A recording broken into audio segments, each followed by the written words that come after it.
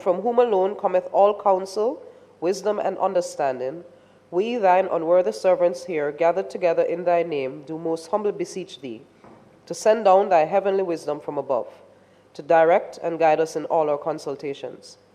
And grant that, we having thy fear always before our eyes, and laying aside all private interests, prejudices, and partial affections, the result of all our counsels may be to the glory of thy blessed name, the maintenance of true religion and justice, the safety, honor, and happiness of the king, the public weal, peace, and tranquility of the island, and the uniting and knitting together of the hearts of all persons and estates within the same, in true Christian love and charity, one towards another, through Jesus Christ our Lord. Amen.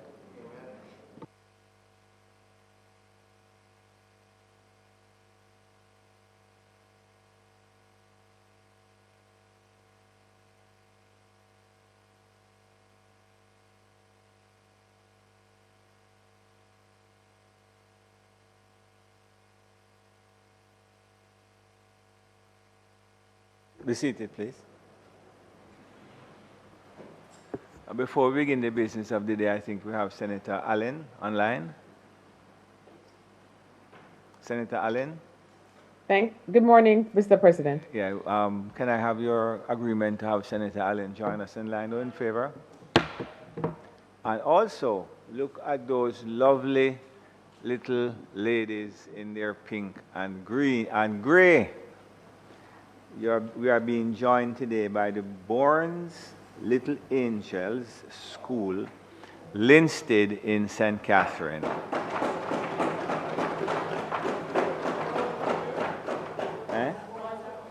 And boys are up there. Let the girls stand. Let me see the girls first. Excellent. Thank you very much. You're looking very nice in your pink.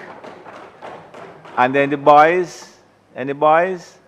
Okay, well, oh, nice. Thank you very much. And the teachers, please stand. Lovely, thank you. Thank you for bringing the children to spend a little time with us this morning. And you are to know that you are always welcome here. So it's lovely to see you. And thank you for considering the Parliament and the Senate in particular when you planned your day today. And the only thing we would beg you when you're going over, that you insist that the driver proceed with care and don't bother with the speeding. We would hate anything to happen to you on your way home. So God's speed when you're leaving, and when you come down, I will come across to the front and meet you if that's okay with you. This meeting of the Honorable Senate for Friday, January 31, 2025, is called to order. Statements by ministers. Yes, Senator Allen, I did already. Yes, they did. Didn't we approve Senator Allen already? But you don't approve Senator Crawford.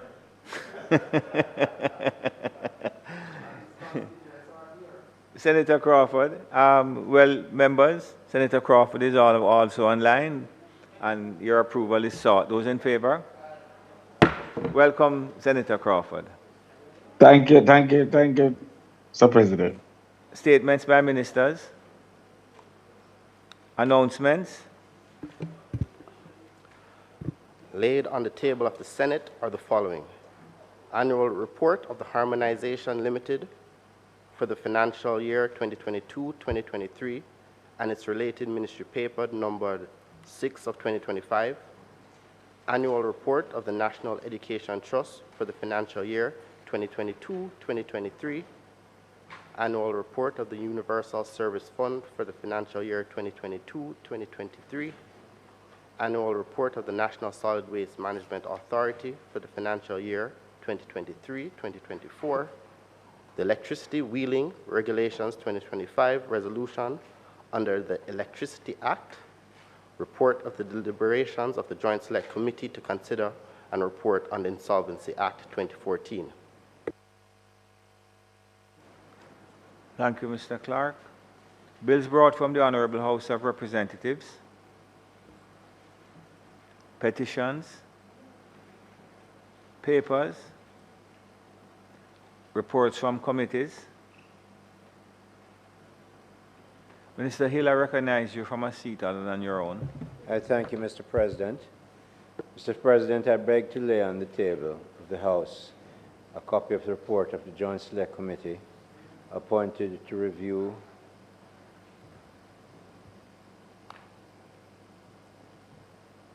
the Insolvency Act of 2014, which was laid on the table of the Senate on the 31st day of January 2025. Be approved. Thank you very much.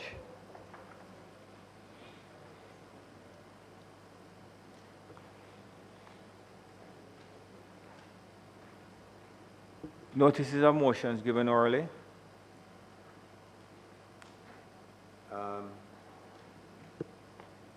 Mr. President, I beg to give notice that at the next meeting of the Senate, I will move the following motion, which I just read, but for the record, I'll repeat it, that the report of the Joint Select Committee to consider and report on the Insolvency Act 2024, which was laid on the table of the Senate on the 31st day of January 2025, be approved. Thank you very much, Minister Hill.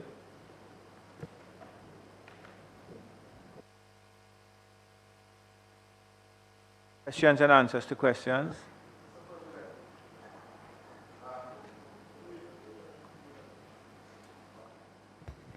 Senator Morris, Dr. Morris. Yes, Mr. President. I had asked some questions to the Honorable Minister of Government Business, and she had indicated that, well, it's about the NHT, National Housing Trust, and she had indicated that I would have received those responses to the questions by this week.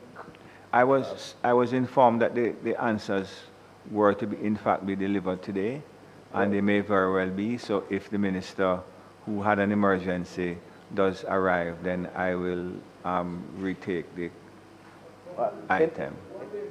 In that case, Mr. President, could I ask that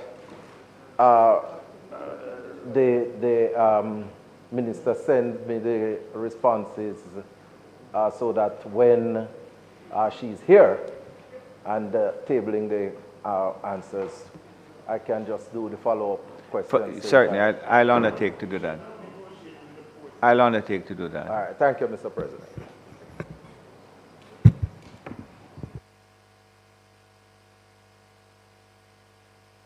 Motions that may be made at the commencement of public business requiring notice. Motions relating to the sitting of the Senate. Motions for leave to introduce bills. The presentation of bills without the leave of the Senate first obtained. Public business. Minister. Mr. President, we intend to...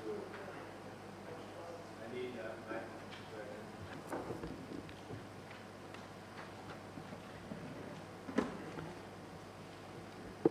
Today, it is our intention to continue and conclude the State of the Nation debate and with contributions from the following members: Senator Abka Fitz-Henley and Senator Kavan Gayle, who the latter will be closing the debate, Mr. President.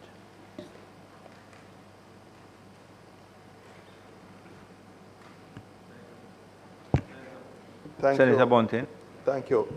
Mr. President, on the 13th of January, the leader of government business communicated to me that when Senator Kavan Gayle would be closing today, like when he opened, it was the convention that only the person opening and closing would speak.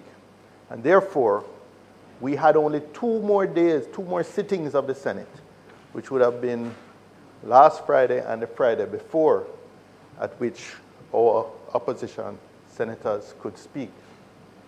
Late yesterday, we get a notice, an updated notice, that Senator Fitz-Henley will be speaking as well today. Now, that is not only unfair to our members who may have wished to speak because they had little time to prepare. And unlike many members of that side, we don't get an executive salary. We don't get staff so that we can prepare all of this overnight.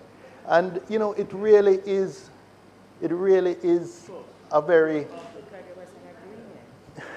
you know, it really breaks the trust that should exist between a leader of government business and a leader of opposition business in arranging some of the administrative matters of the Senate. And I'm very disappointed that if there was to be a change, that wasn't communicated in good time to give our senators who had not yet participated advance notice that there would be an opportunity for them to participate today.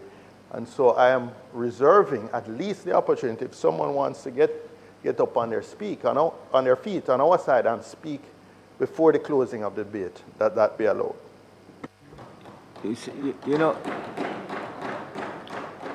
You know, Senator Bunting, and it's an observation that I make to both sides. This debate started, if my memory serves me correctly, in when? June of 2024? Eh? When it started? Eh?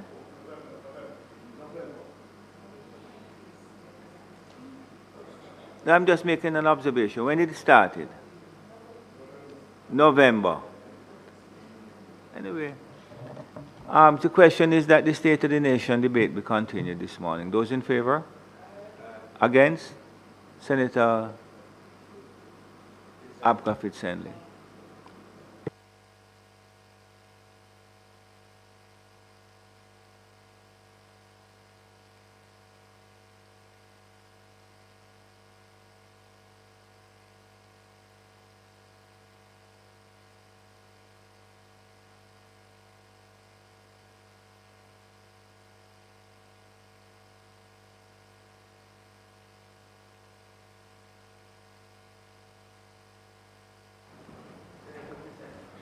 Senator Fitz-Henley. Thank you, sir.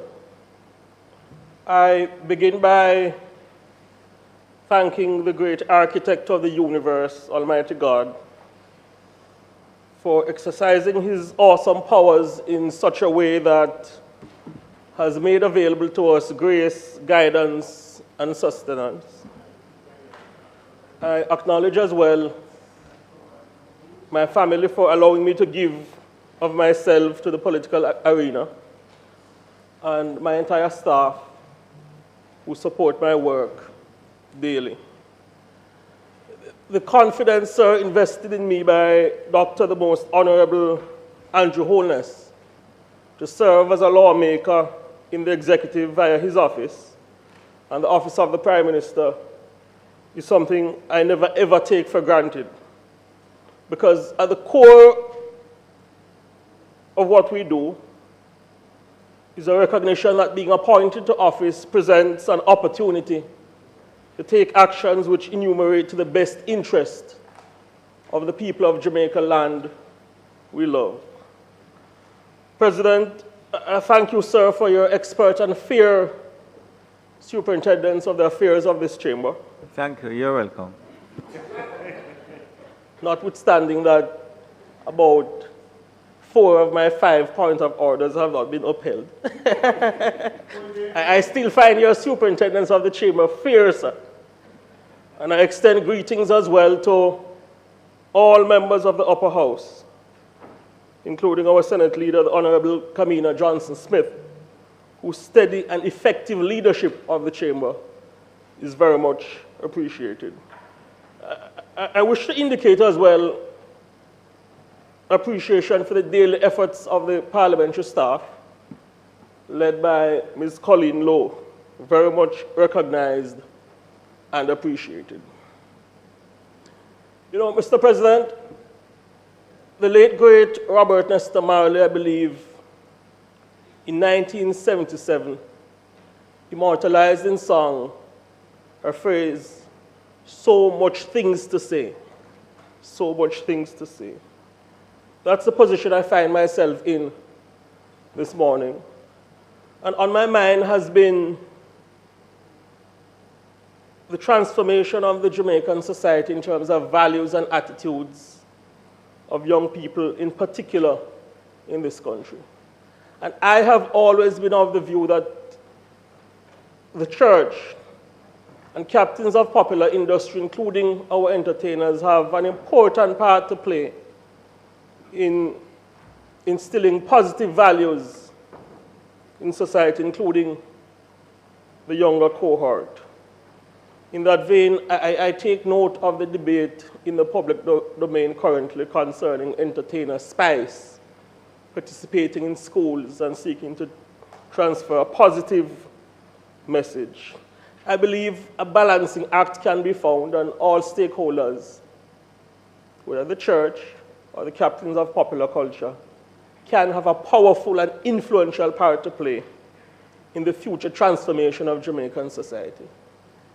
I see myself as a churchman, sir, believe it or not. And also, I'm a supporter of the music. And I make the comments in that context. I make the comments in that context. But I believe if we are actually honest with ourselves, our entertainers, our artists, have a far greater chance of positively reaching the minds of the younger cohort. And certainly they should be facilitated if, in fact, the messaging is positive. It is in that context, sir, that I welcome word that our Education Minister, Dr. the Honorable Dana Morris Dixon, facilitated by the Honorable Oliver Grange, our Culture Minister, had a meeting with the Spice towards discussing the way forward. I'm optimistic that a positive understanding may be arrived at. But that said, I don't intend to focus on that issue much today, because I will be discussing today 4 topics that, when the various studies are done, they occupy the minds and the concerns of the Jamaican people. You have the matter of cost of living, housing, corruption, and national security. I'll be speaking to those today. But before I do so, I have the honor of addressing the 2024-2025 State of the Nation debate at an important juncture for the future of our country. This address, sir, comes at a time when the administration is moving to pursue the goal of making Jamaica into a republic. I fully support this move. And I'm aware that to be successful, this move has to have the support of the opposition. I wish to point out that I strongly believe reformation of Jamaica's constitutional arrangement is best pursued on a phased basis. And I hear the pejorative word piecemeal being tossed about. I believe the issues are so weighty, sir, that there's a greater chance of success when we pursue this endeavor on a phased basis. There is nothing pejorative or unprincipled about a phased approach to constitutional reform. Therefore, I find it very unfortunate the stance of the opposition not to support passage of the bill to depose of the UK-based monarchy as head of state if the weighty issue of Jamaica's final court is not settled at the same time. I believe that stance is unproductive and unfortunate. As a matter of fact, I believe equally puerile is the unfortunate move of the opposition to, I hear the opposition leader describing it as pause their participation in the Joint Select Committee of the CRC. I find it very, very unfortunate. There's a view among some in Jamaica that Jamaicans don't care about the issue of our head of state, whether it's a Jamaican or a UK national. I tend to disagree. I believe there are significant cohorts of the population which do care about our identity as a country. And therefore, in this a year of crucial decision-making, I encourage the people of Jamaica to take note of the stance taken by the opposition leader, an individual who, not too long ago, said he had to pray and agonize about whether he wanted to give up his own personal allegiance to the UK, that his stance is further delaying the national goal, the process of having a Jamaican as head of state. I find it quite offensive to the sensibilities of us Jamaicans that an individual who not too long ago said he had to pray and agonize about whether he wanted to give up his own personal allegiance to His Majesty King Charles, that his stance is delaying pursuit and achievement of this important national goal, which is crucial to our identity as a people. I therefore urge the people of Jamaica, those who care about defining our national identity as a people, to ensure that the opposition leader and the institution that he leads face a political consequence for their important stance, for their unfortunate stance, which has delayed a process which I believe is very crucial to our identity as a people.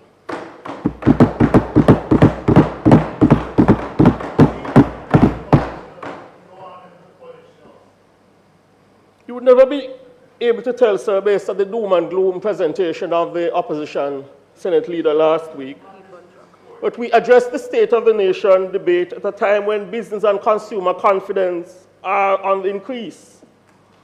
And the rate of poverty, which was at approximately 21% when the administration of Prime Minister Andrew Holness came to office, has declined or is projected to decline to near 12% when the next evaluation is published.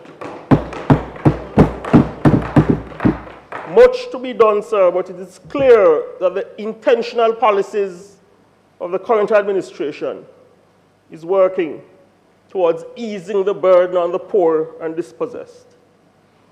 This address also comes at a time when many countries across the globe are grappling with spiraling inflation, which touch and concern the issue of cost of living. But the administration has been able to keep the inflation rate at between 4% and 6%. There's no doubt, sir, that as far as inflation is concerned, Jamaica under this administration is moving in the right direction.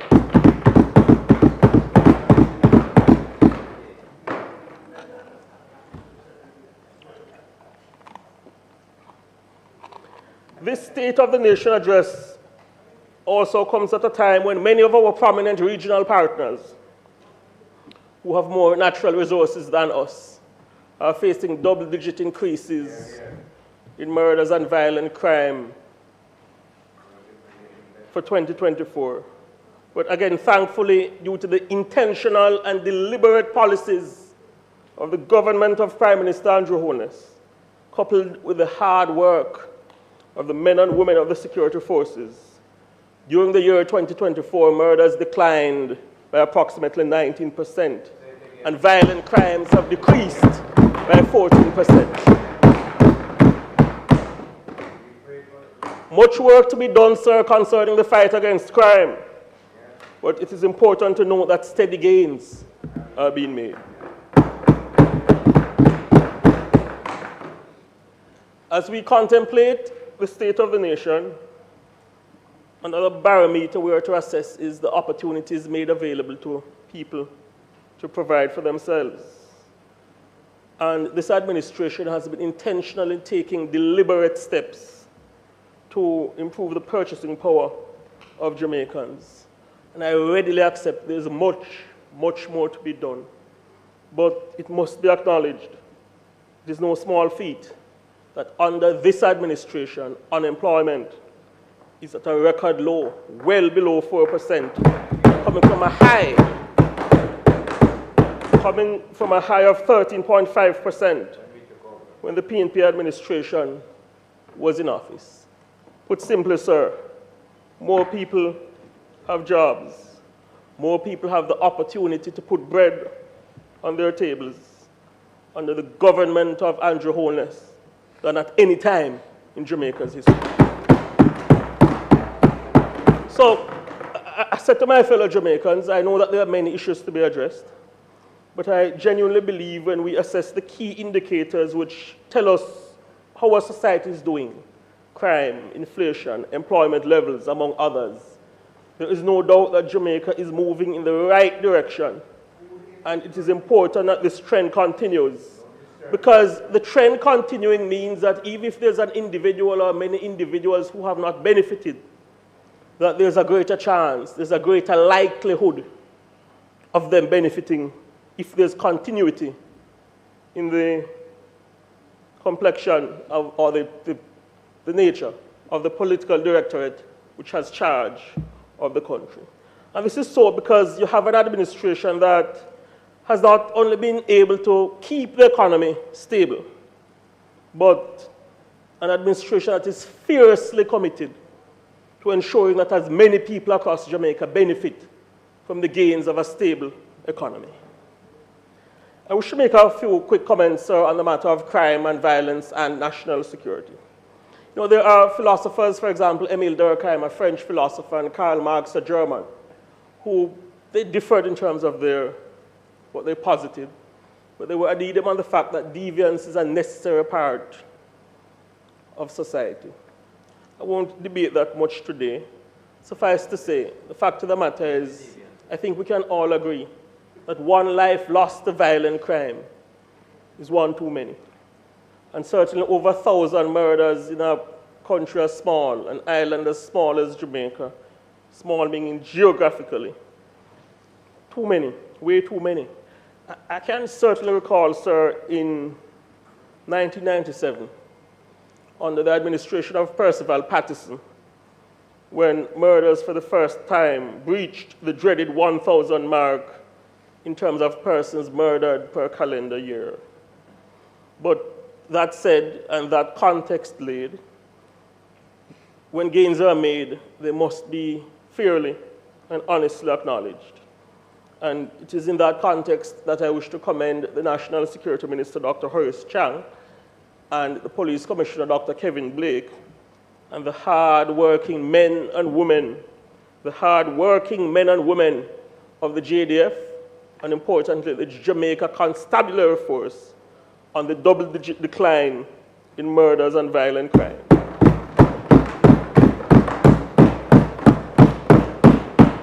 I am confident, sir, given the intentional policies of the Prime Minister and Dr. Chang, and how particular they have been about making unprecedented investments in national security, in the area of border protection, building the intelligence capabilities of the security forces, upgrading the technology that the police have available, that Jamaica, no pun intended, has a good shot at a further significant decline in violent crimes this year.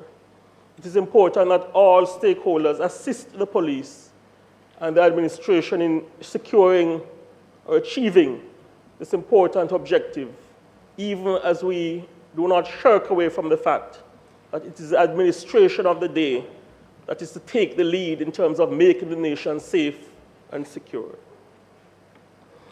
That said, sir, concerning the crime fight, I have been disappointed with the comments in the public domain, in particular coming from the opposition, on the matter of violent crime. A suggestion has been made that the policymakers deserve no real credit for the decline in murders, and that the statistics which show a major decline might not be dependable or reliable. I believe that posture adopted by the opposition spokesman on national security is not appropriate. And I'm happy I have the opportunity to tell him to his face.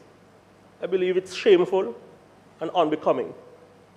Imagine, sir, the method used to tabulate crime statistics over the years when murders increased from approximately 414 in 1989, 1990, and went to 1,670 odd in 2005.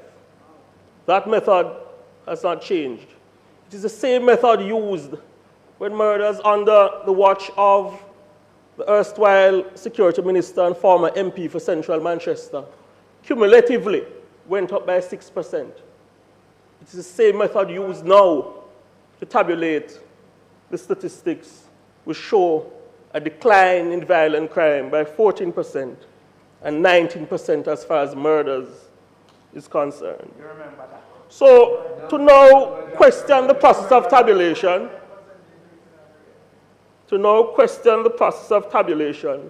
I believe is not only hypocritical, but it shows wanton disregard for the hard-working efforts of the men and women of the Jamaica Constabulary Force. And you know, sir,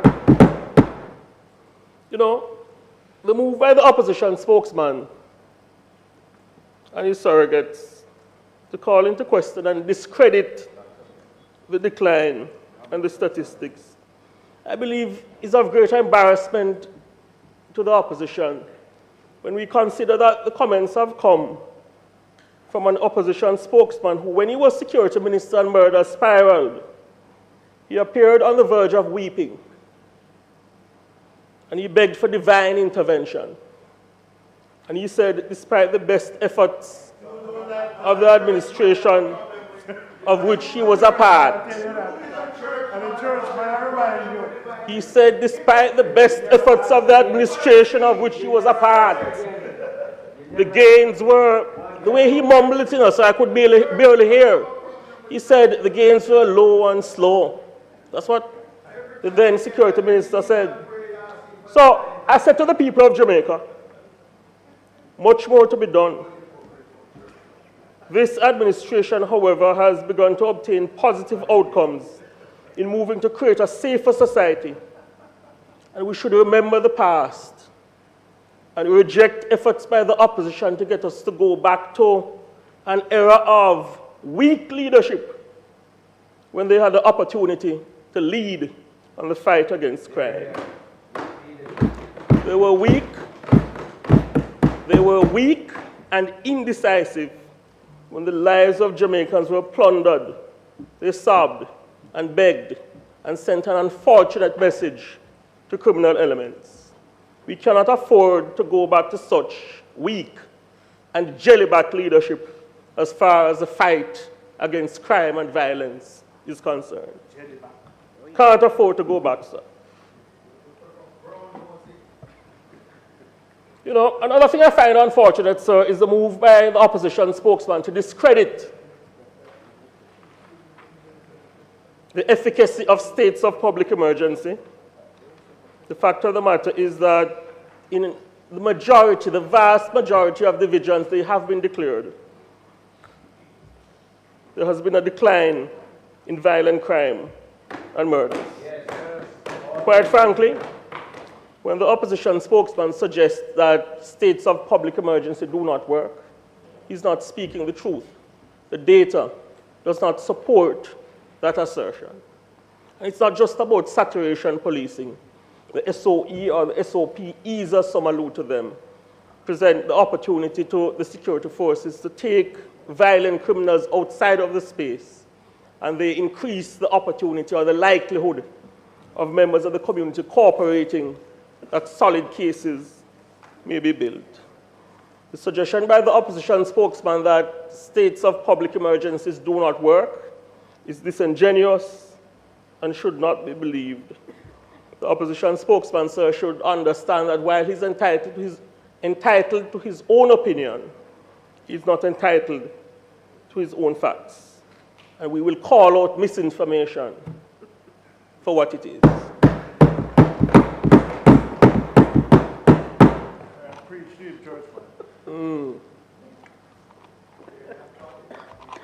Sir, if I should give the opposition spokesman some credit, I would credit him for being consistent. Because I recall when I was in media, And Senator Sinclair would recall a series of savage murders occurred in St. James, and gunmen were trading bullets in the town center. I had asked the then security minister about the possibility of a SOE, and he dismissed it. Suffice to say, this administration came to office and had the, can I say, the balls? Had the balls to put in place states of public emergency.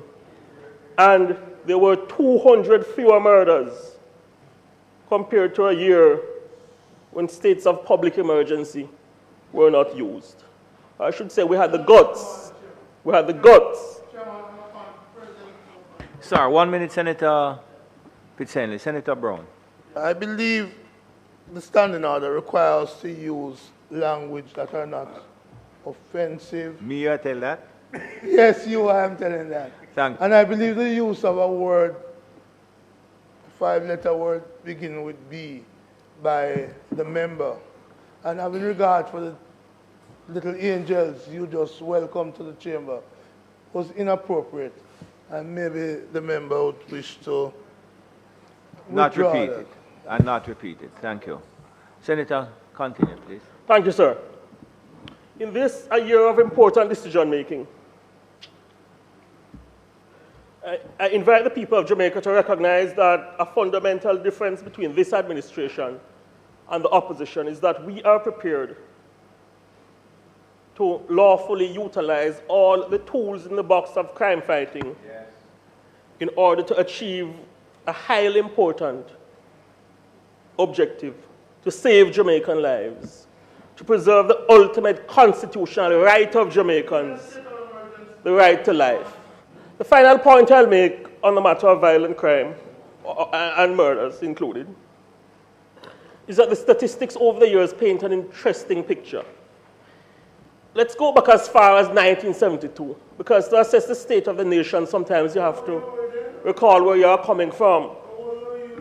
When the Manley administration came to power, they inherited a year when 145 Jamaicans were killed in the former calendar year.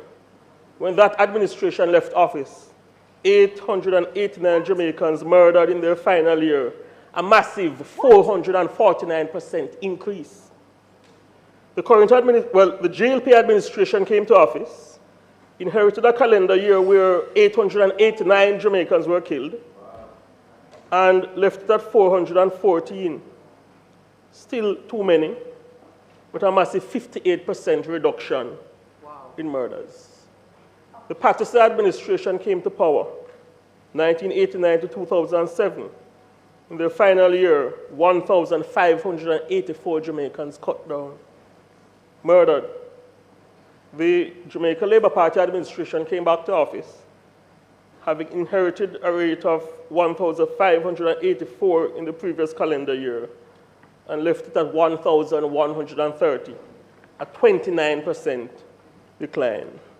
The member has exited the chamber, but enter Peter Bunting as Security Minister, inherited a year of 1,130 Jamaicans murdered, left it at 1,208 in 2015, a 6% increase.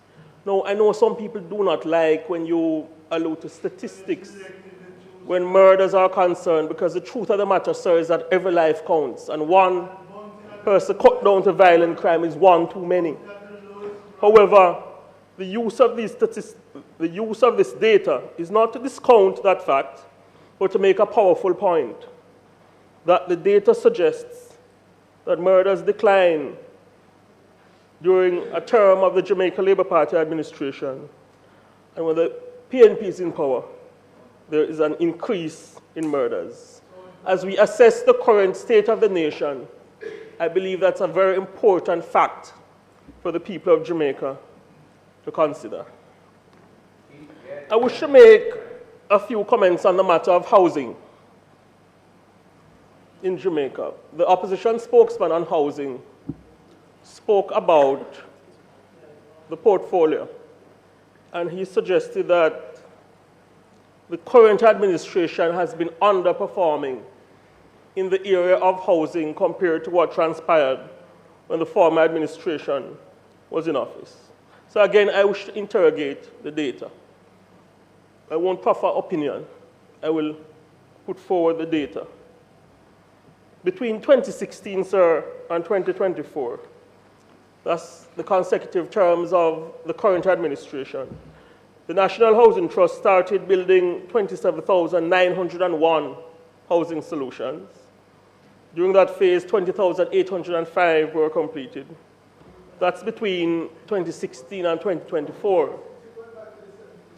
Over 62,900 mortgages were created during that phase. In fact, I'm advised, sir, that's an unprecedented number of houses built during consecutive terms of any administration in Jamaica. But let us break it down a bit further. Between 2012 and 2016, the last term of the PNP administration, well under 12,400 housing solutions were built, about 46 fewer. But during the current term of the administration, between 2020 to the end of 2024, the National Housing Trust, which operates under the auspices of the Office of the Prime Minister, under the leadership of Dr. Holness, has completed the building of 14,136 housing solutions. The fact is, sir, during the current term, this administration, via the National Housing Trust, has built approximately 2,000 more housing solutions when compared to the last term of the PNP administration. So, when the opposition spokesman on housing suggested that this administration has been underperforming compared to what came before, he's not speaking the truth. In fact, misled the Parliament of Jamaica, and the data shows that what he intimated to the Parliament is false. But, sir, I believe it's important to correct the record of the Parliament, even as we acknowledge that there is much, much more to be done. We aspire to build more houses for the people of Jamaica, and indeed, we will get it done. And I believe the issue of housing should ideally be addressed outside the realm of partisan political sparring, which unfortunately the opposition introduced to the debate. The opposition spokesman's move as well to disparage the new social housing program, which has delivered over 280 houses and benefited almost 1,000 Jamaicans who were in dire need, I find unbecoming and unfortunate. I truly believe, sir, and I've been around the country, and I see the joy, not just among the people who are directly benefiting from the social housing, but the entire community is happy for the individuals. I truly believe that this new social housing program will be remembered by Jamaicans as one of the most impactful programs put in place by our visionary Prime Minister, who did not benefit from any sweetheart deal, sir. Came from humble beginnings, lived in a board house, and is committed to ensuring that as many Jamaicans as possible have the opportunity to enhance their standard of living.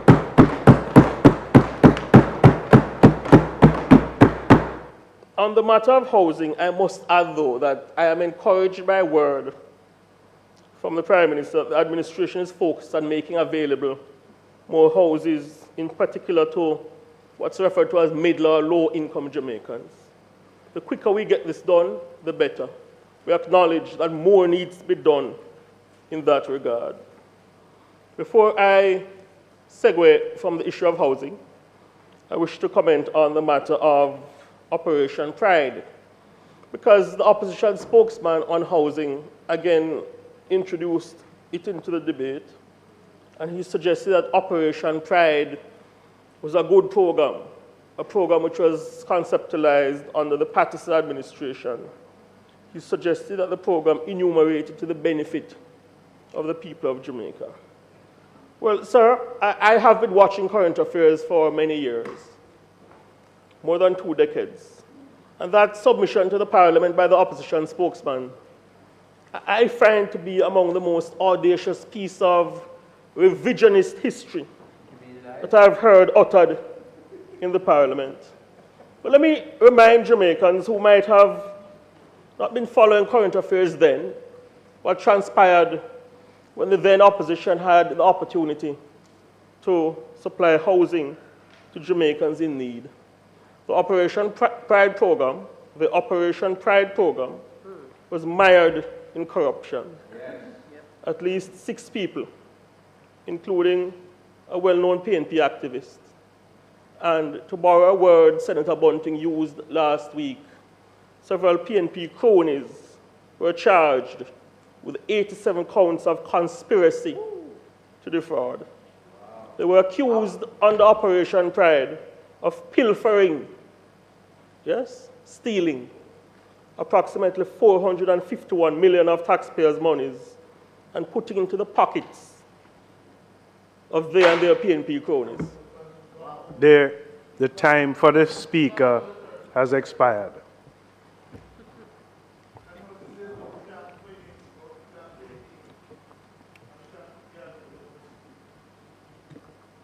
The senator's time for speaking having expired, I'm asking that this Senate extend his time sufficient to complete his post-truth exposition. Question is for the time to be extended so that the speaker may conclude his presentation. Those in favor? Aye. Those against? The ayes have it. Continue. I understand the discomfort. I understand, but, you know, I know the description of my submission so far, but there's a quote I'll read into the record soon that the member might find very interesting regarding his posture. But not yet. Not yet. I'll get there. Regarding Operation Pride, sir, the Jamaica Gleaner recalls it well. Operation Pride, the newspaper says, was launched by the then Patterson administration as a scheme to provide low and middle income housing solutions for Jamaicans. But questions about the expenditure led to the resignation of the then Housing Minister, Dr. Carl Blythe, and the subsequent action was taken against some PNP activists. An analysis of all the Operation Pride projects disclosed that over $2 billion of taxpayers' monies were squandered. End of quote. Over $2 billion, sir, intended to build houses for Jamaicans, were squandered and pilfered under the administration of the PNP. That, sir, is the legacy of the PNP when it comes on to housing in Jamaica. And no effort by the opposition spokesman to adjust the spectacles of history will hide that fact. The fact of the matter is that this administration, the administration of Prime Minister Andrew Holness, is strong on this issue, that the People's Housing Program should not be mired in corruption. Not a dollar of the people's housing money must be squandered to corruption or used to buffer the pockets of criminal elements.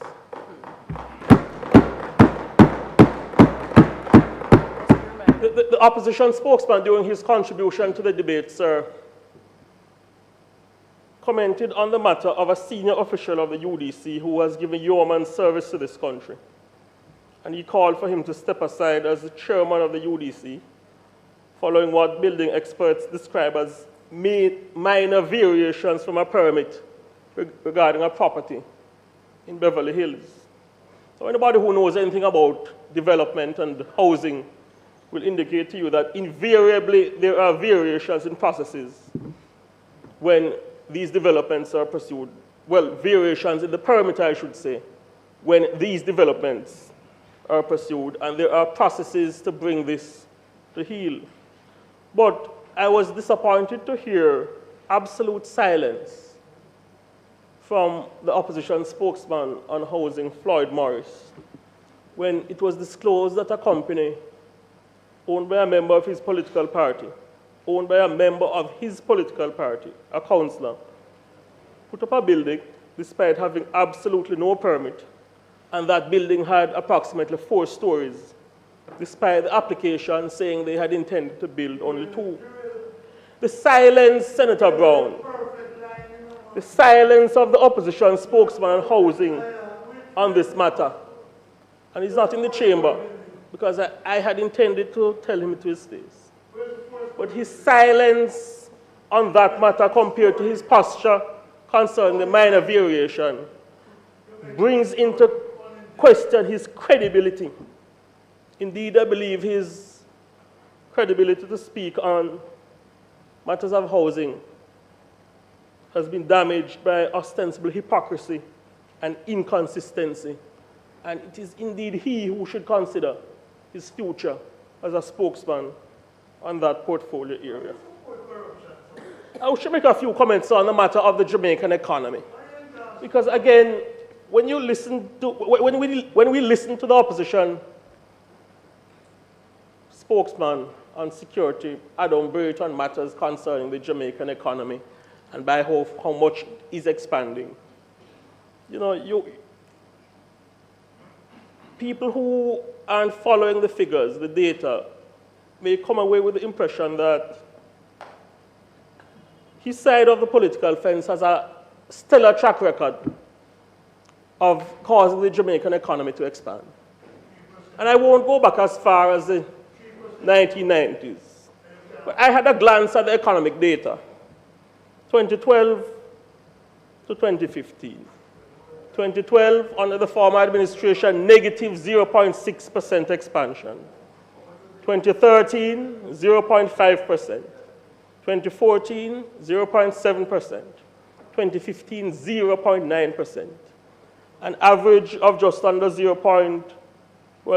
over 0.29% when the PNP administration had a chance to manage the economic affairs of Jamaica.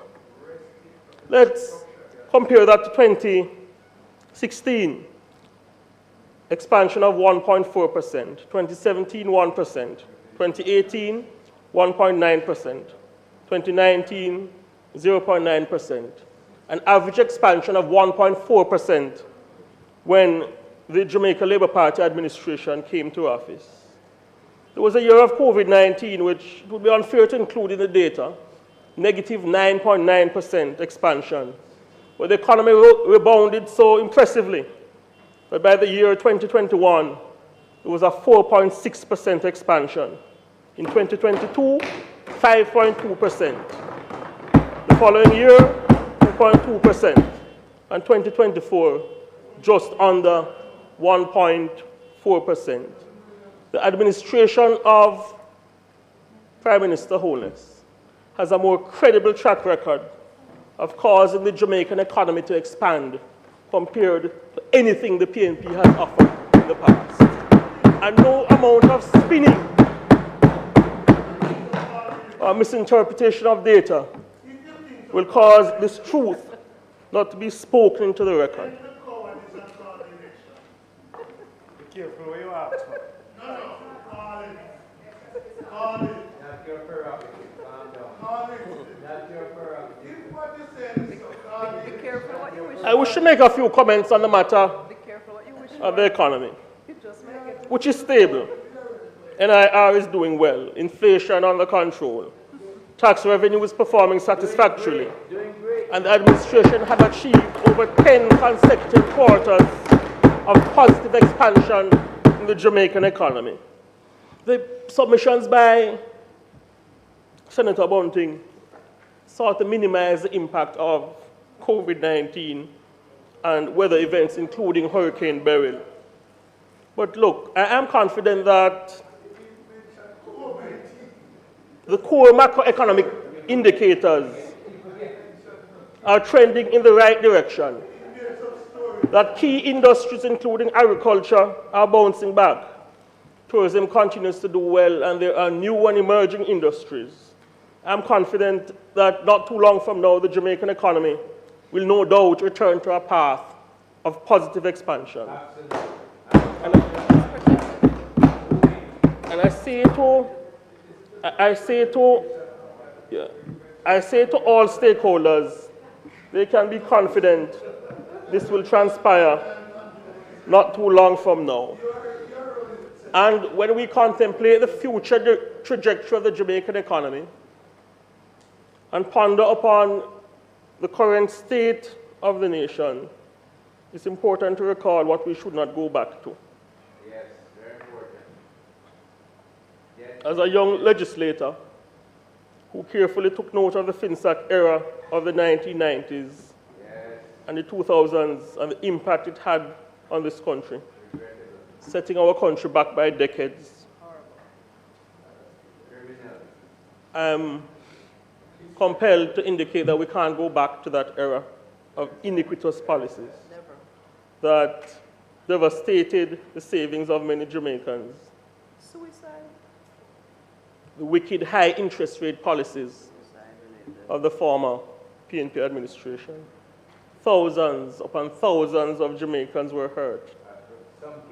Their lives were shattered, but the policies enumerated to the benefit of a few who were connected to the PNP, including a company owned by Peter Bunting and Mark Golding, which was investigated by an anti-corruption agency, the Office of the Contractor General, in what was known as the infamous Sweetheart Deal probe, and found to have benefited from millions of dollars of contracts involving public funds via processes which the Office of the Contractor General referred to as irregular and improper, and achieved via a potential corruption-enabling mechanism intended to benefit political cronies. What were the words again?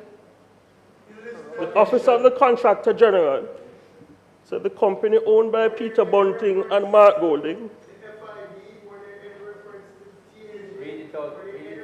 benefited from US multi-million-dollar contracts involving public funds. And the OCG, the then anti-corruption agency, described the deals as irregular and highly improper and achieved via potential corruption-enabling mechanism intended to benefit political cronies. My point is simple. It is not complicated. As we contemplate the current state of the nation, sir, it would not be good to entrust the future direction of Jamaica in the hands of individuals who benefited from these iniquitous policies that hurt the lives of thousands upon thousands of Jamaicans. And I am not the only one who is of the view that the country should not be entrusted to the leadership of the current opposition. Because I'm going to read a quotation into the record, sir. I'm going to drink some water before I read this one. Yeah, man.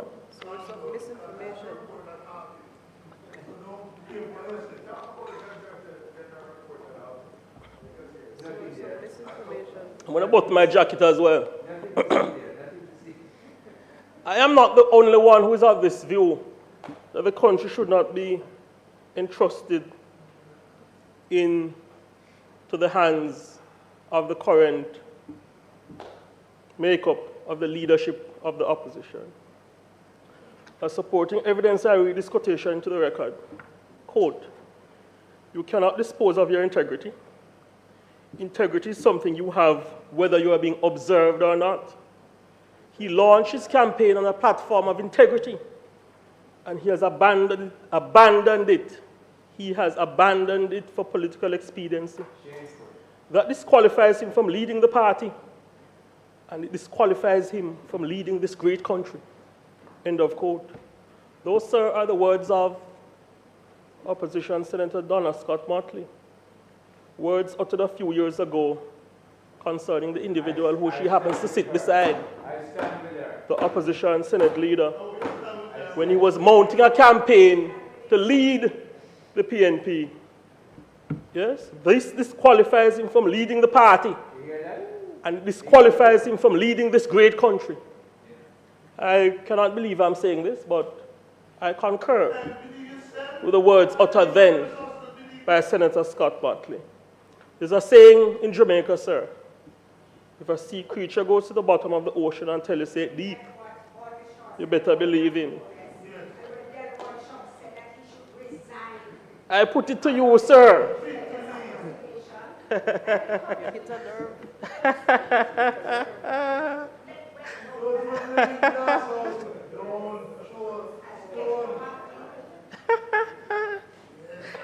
I put it to you, sir. Even by the submissions of their very own, the current leadership of the opposition is not qualified to lead Jamaica. And sometimes younger folks listen to us speaking in the parliament. Sometimes younger folks, sir, listen to us speaking and say, boy, I wonder if Fitz-Henley is making a big deal about what transpired before and cautioning that we can't afford to go back to that era of governance.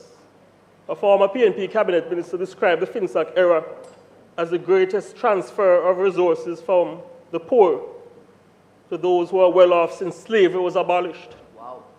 Well, I will go one better in assisting Jamaicans to understand the kind of leadership that is on offer from the opposition and what transpired then and what we can't go back to.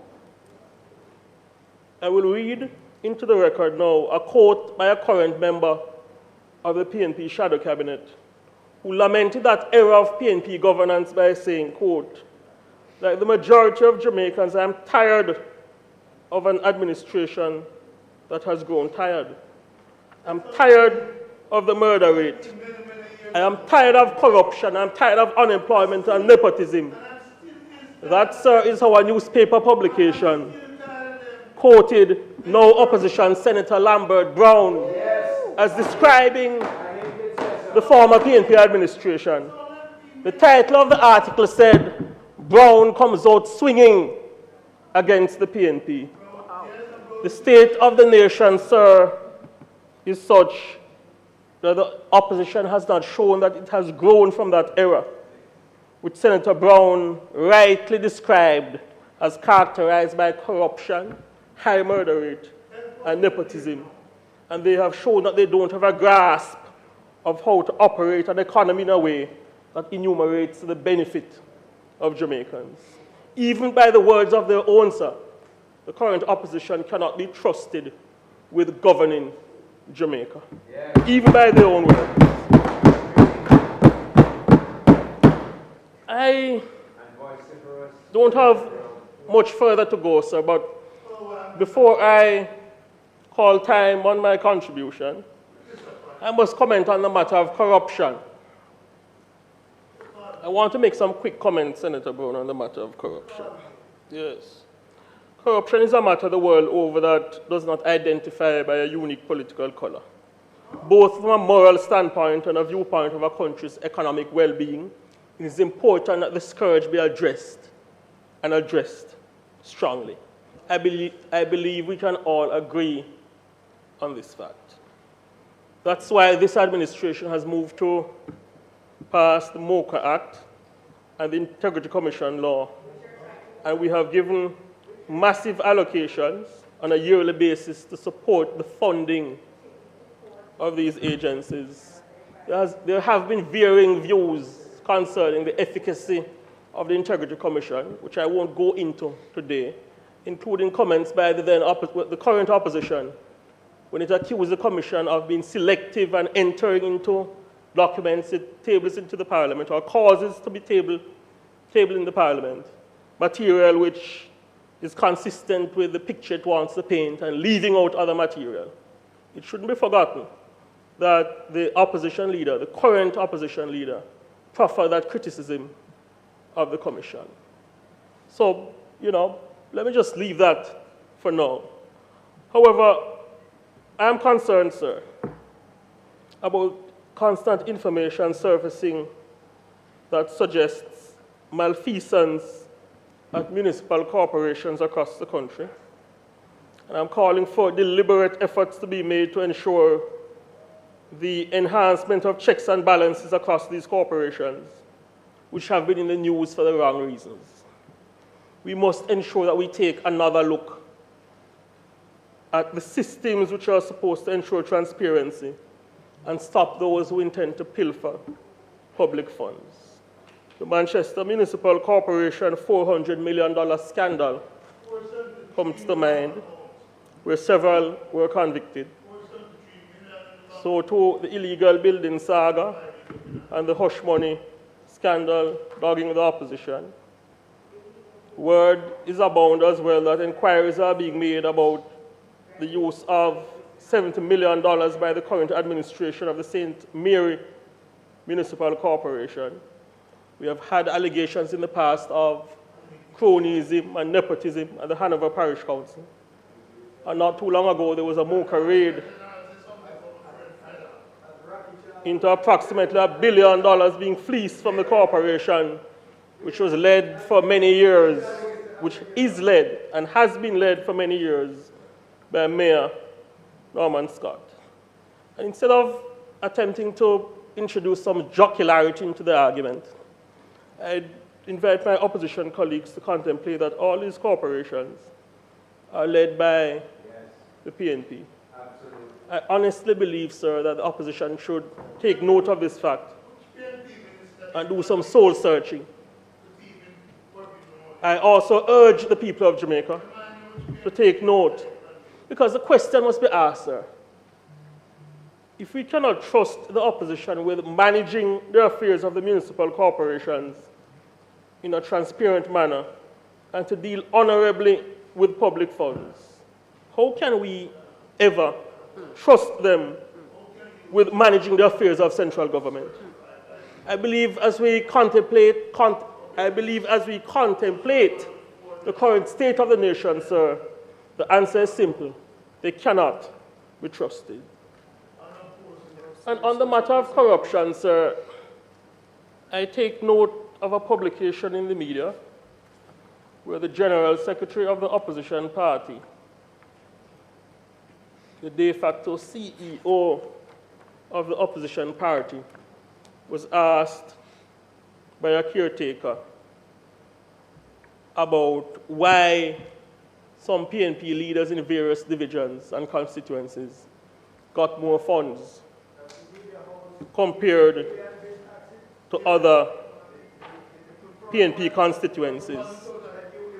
And this is what the de facto CEO of the PNP said in response to questions about the use of KCC resources. The question was direct. I can tell you why that happened.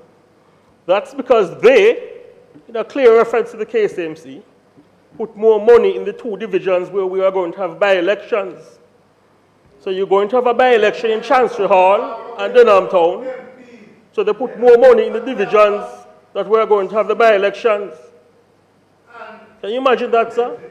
The General Secretary of the opposition party was asked about why the KCMC allocated more resources in cash to some caretakers and MPs as opposed to other caretakers and MPs from the opposition party.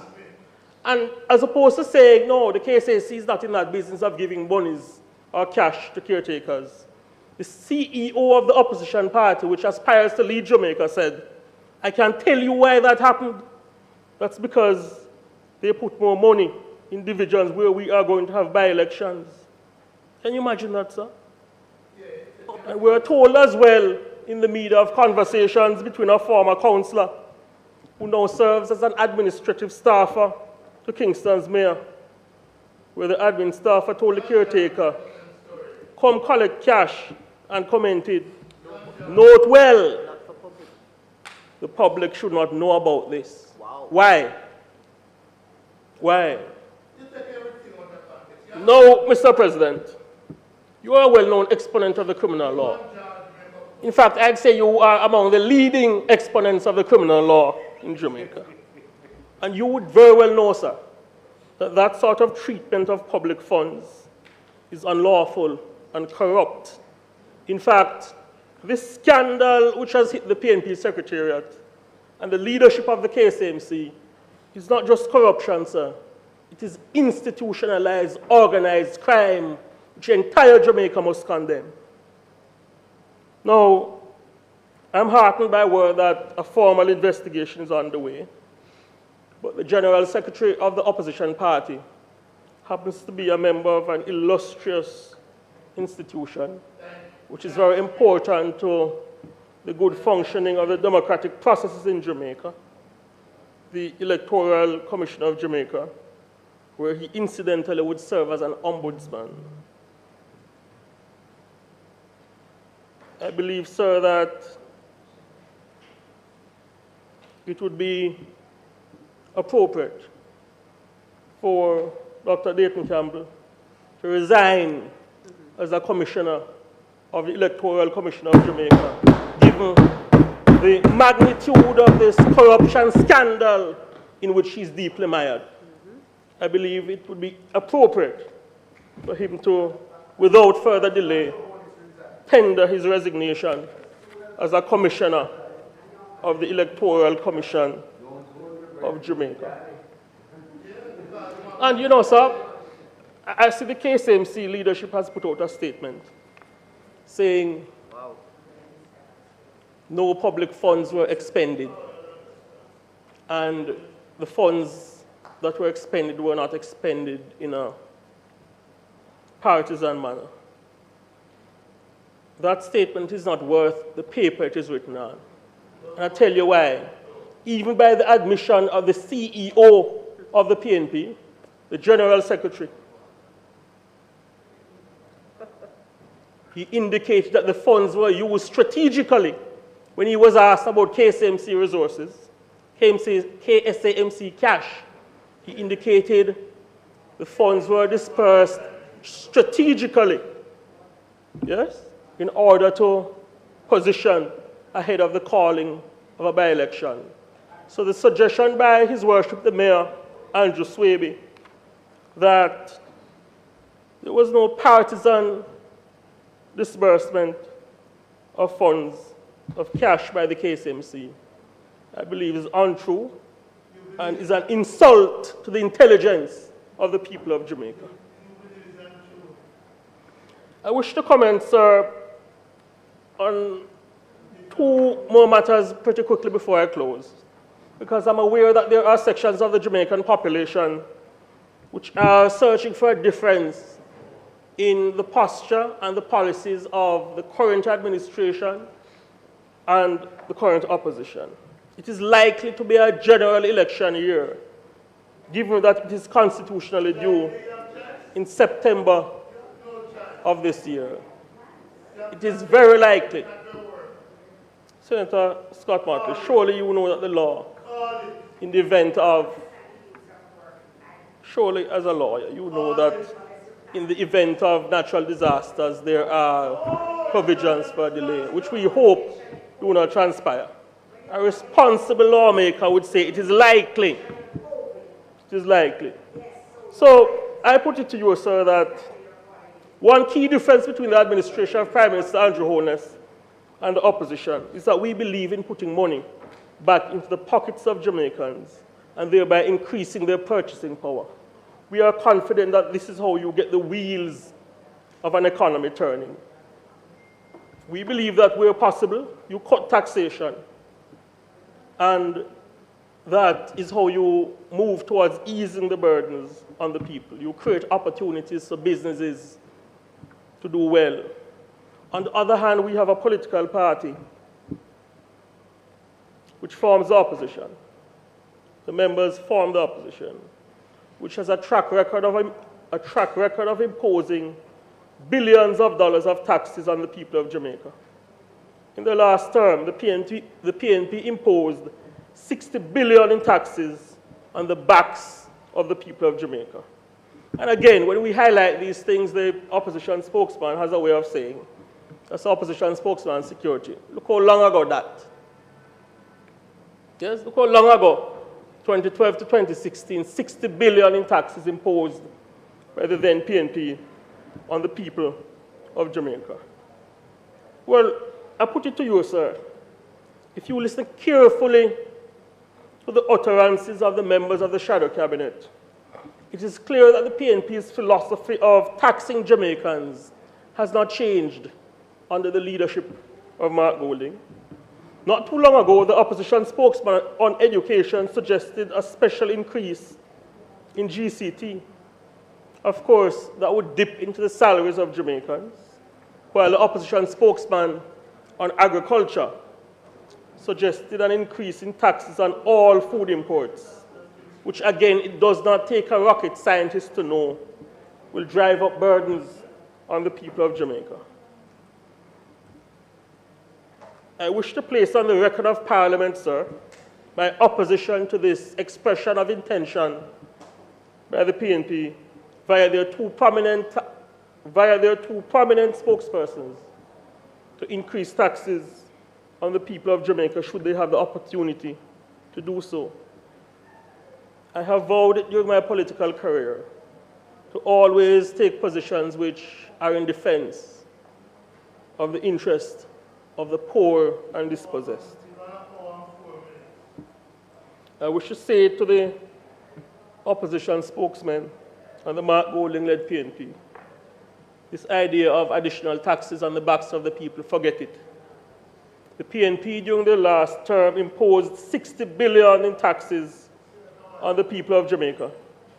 And quite frankly, sir, this talk from the PNP about new taxes, this fixation with taxation has doubled my resolve to work hard to ensure that the PNP does not again get the chance to pursue policies which not only stifle the local business sector, but are tantamount to them again seeking to put them foot on the neck of poor people in Jamaica. I say to the opposition, we, the people of Jamaica, will not allow you to, via your fixation with taxation, send up food prices. Little did we know that when the opposition speaks about time comes, sir, they were saying time comes for new taxes, time comes for taxes on GCT, etc. It is clear, sir, that the current opposition does not understand that it takes creativity and people-centered thinking to get an economy moving in the right direction. This is a concept fully understood by the government of Prime Minister Andrew Holness. And as I close,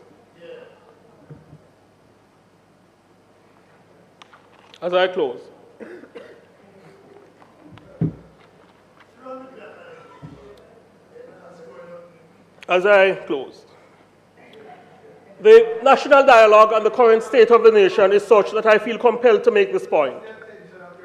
The government of Prime Minister Andrew Holness is not just a macroeconomic stability administration. We put the interests of the people first, and we have demonstrated that we have the skill set to put in place policies which benefit the people of Jamaica. It is this administration that cut income tax twice. We have increased pensions.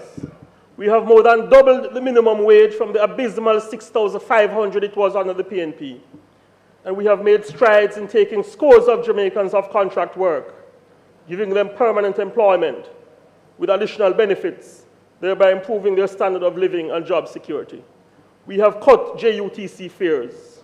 The administration via the PATH program has increased support the most vulnerable in society by over 30%.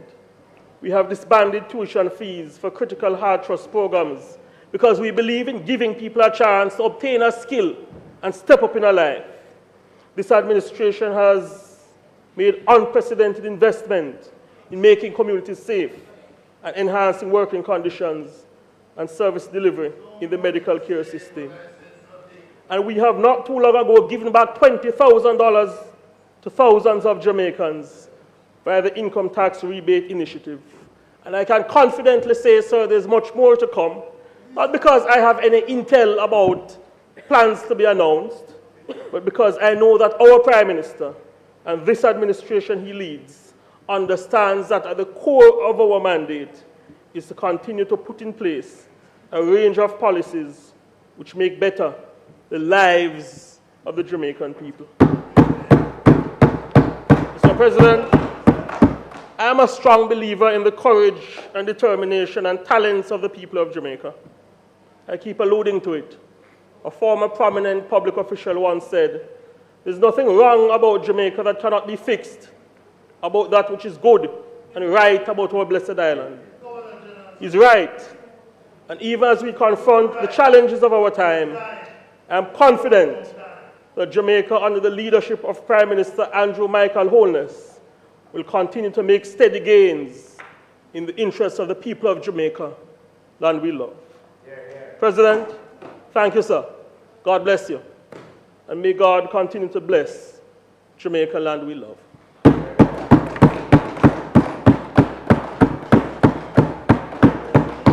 Thank you, Senator Fitz-Henley.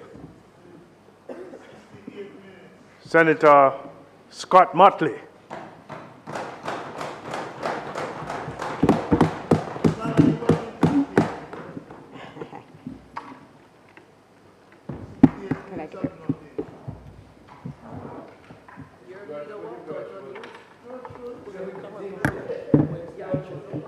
Thank you, Mr. President. I think it is well established both inside the chamber and outside that the State of the Nation is one of the most important speeches that a senator can make, and that usually a significant and considerable amount of time goes into the preparation. In fact, there are persons here who have published publications of their presentation. Mr. President, I have to speak extemporaneously today because it was my understanding that there was only one person who would speak today to close the debate. The person who opened it as Senator Kavan Gayle. And because I am one of those persons who believes that when arrangements and agreements are arrived at between both sides, they will be honored, I did not make any preparation to speak. But I thank Senator Abka Fitz-Henley for giving me the opportunity, firstly, to thank President Tom Tavares Vincent, to start by thanking him for encouragement, for support, for guidance of the meetings both here and in the Standing Orders Committee.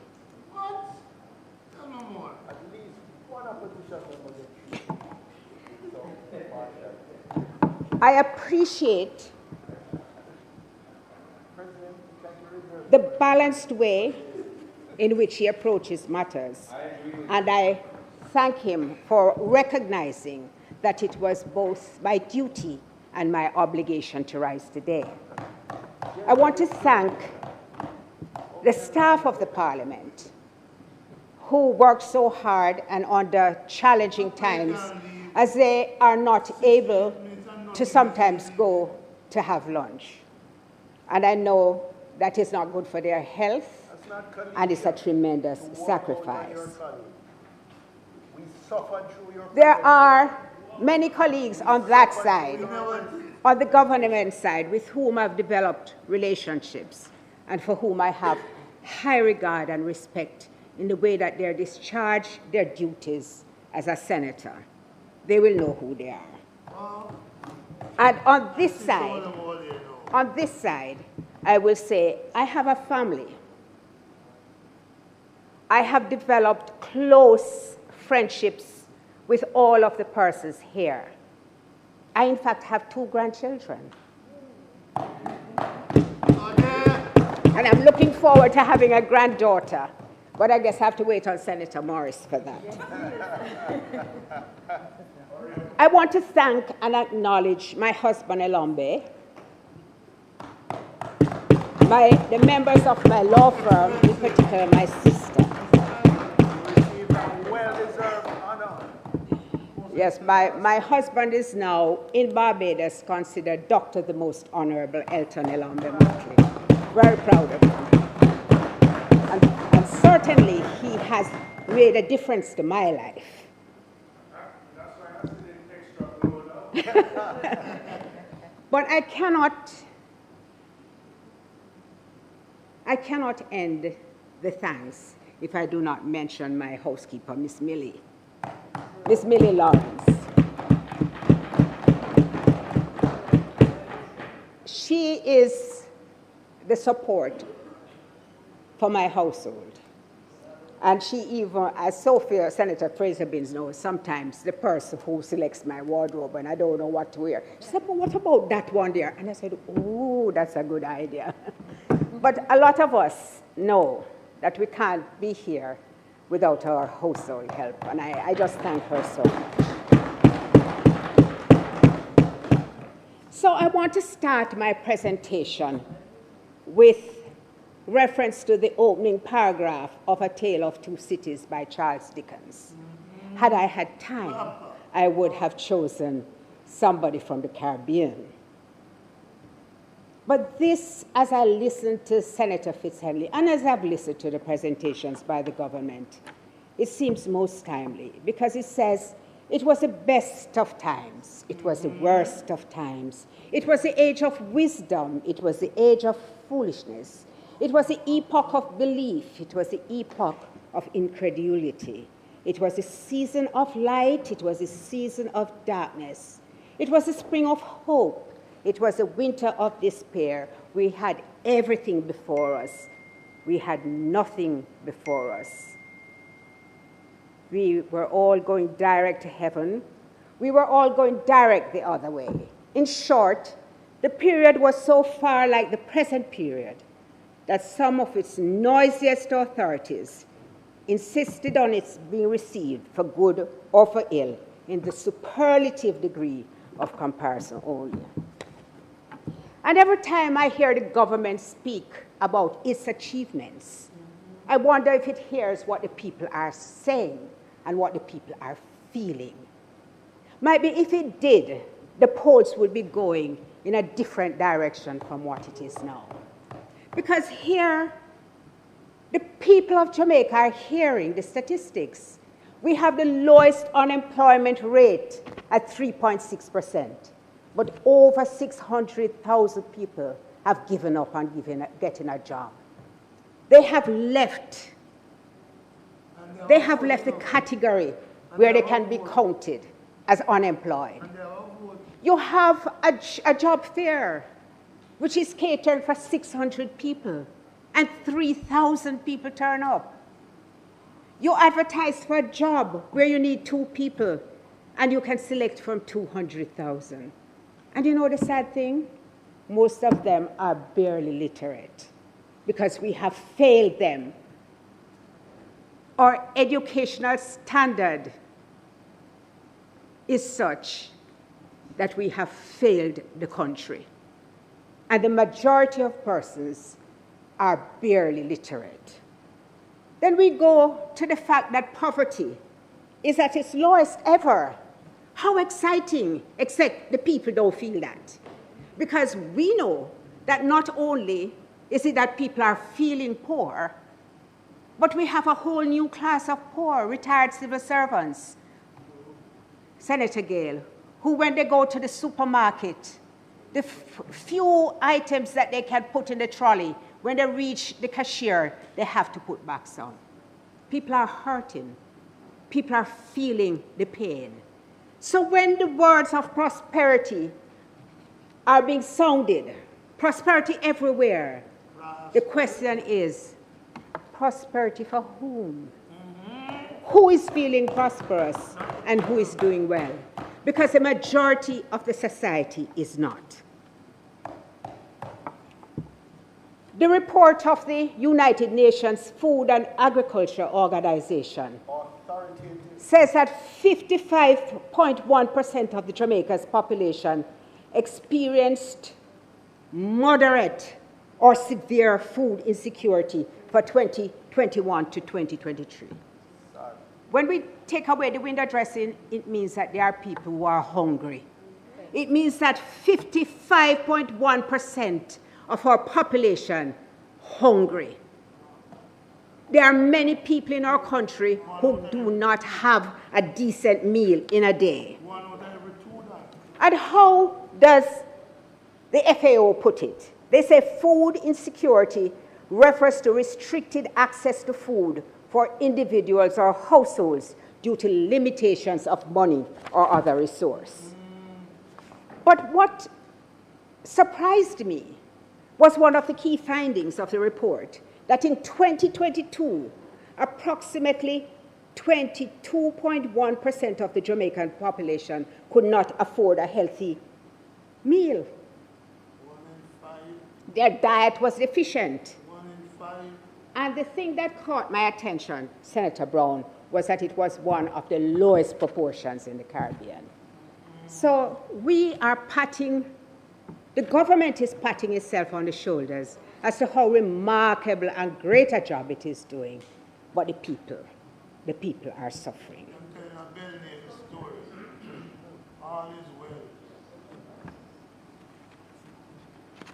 You know, I looked at those children up in the gallery, and it struck me that the age of the person when the JLP first came to power the second time in 2016, they would have been 9 years old. They would reach voting age now. Those people who are going to vote in this upcoming election was 9 years old when the Jamaica Labour Party became the government. And how the Jamaica Labour Party intends to campaign is to go back to 1972. Senator Morris was born in 1997. What? So young? And all of these references that you make to 1972 show just how out of touch Senator Fitz-Henley is with the population. They don't care. They don't care what happened in 1972. They care about now. 72, I couldn't even vote. And it takes me to the matter of... I campaigned, but I didn't vote. I had no vote. It takes me to the matter of the constitutional reform process on which we have embarked. You know, it's an irony. I didn't expect that I was going to speak today. But something inside of me told me that the Constitutional Reform Committee chat that we established was no longer a place that I should be. And so I feel, in a sense, liberated. But what I did say to the members was that the first few months that we sat in that room were particularly uplifting to me. And I said it then many times, because I said nobody could walk in this room and tell us who supports the JLP and who supports the PNP. Because the whole point of it is that we were so united. We were so fixed and focused on the mandate which we had got to transform Jamaica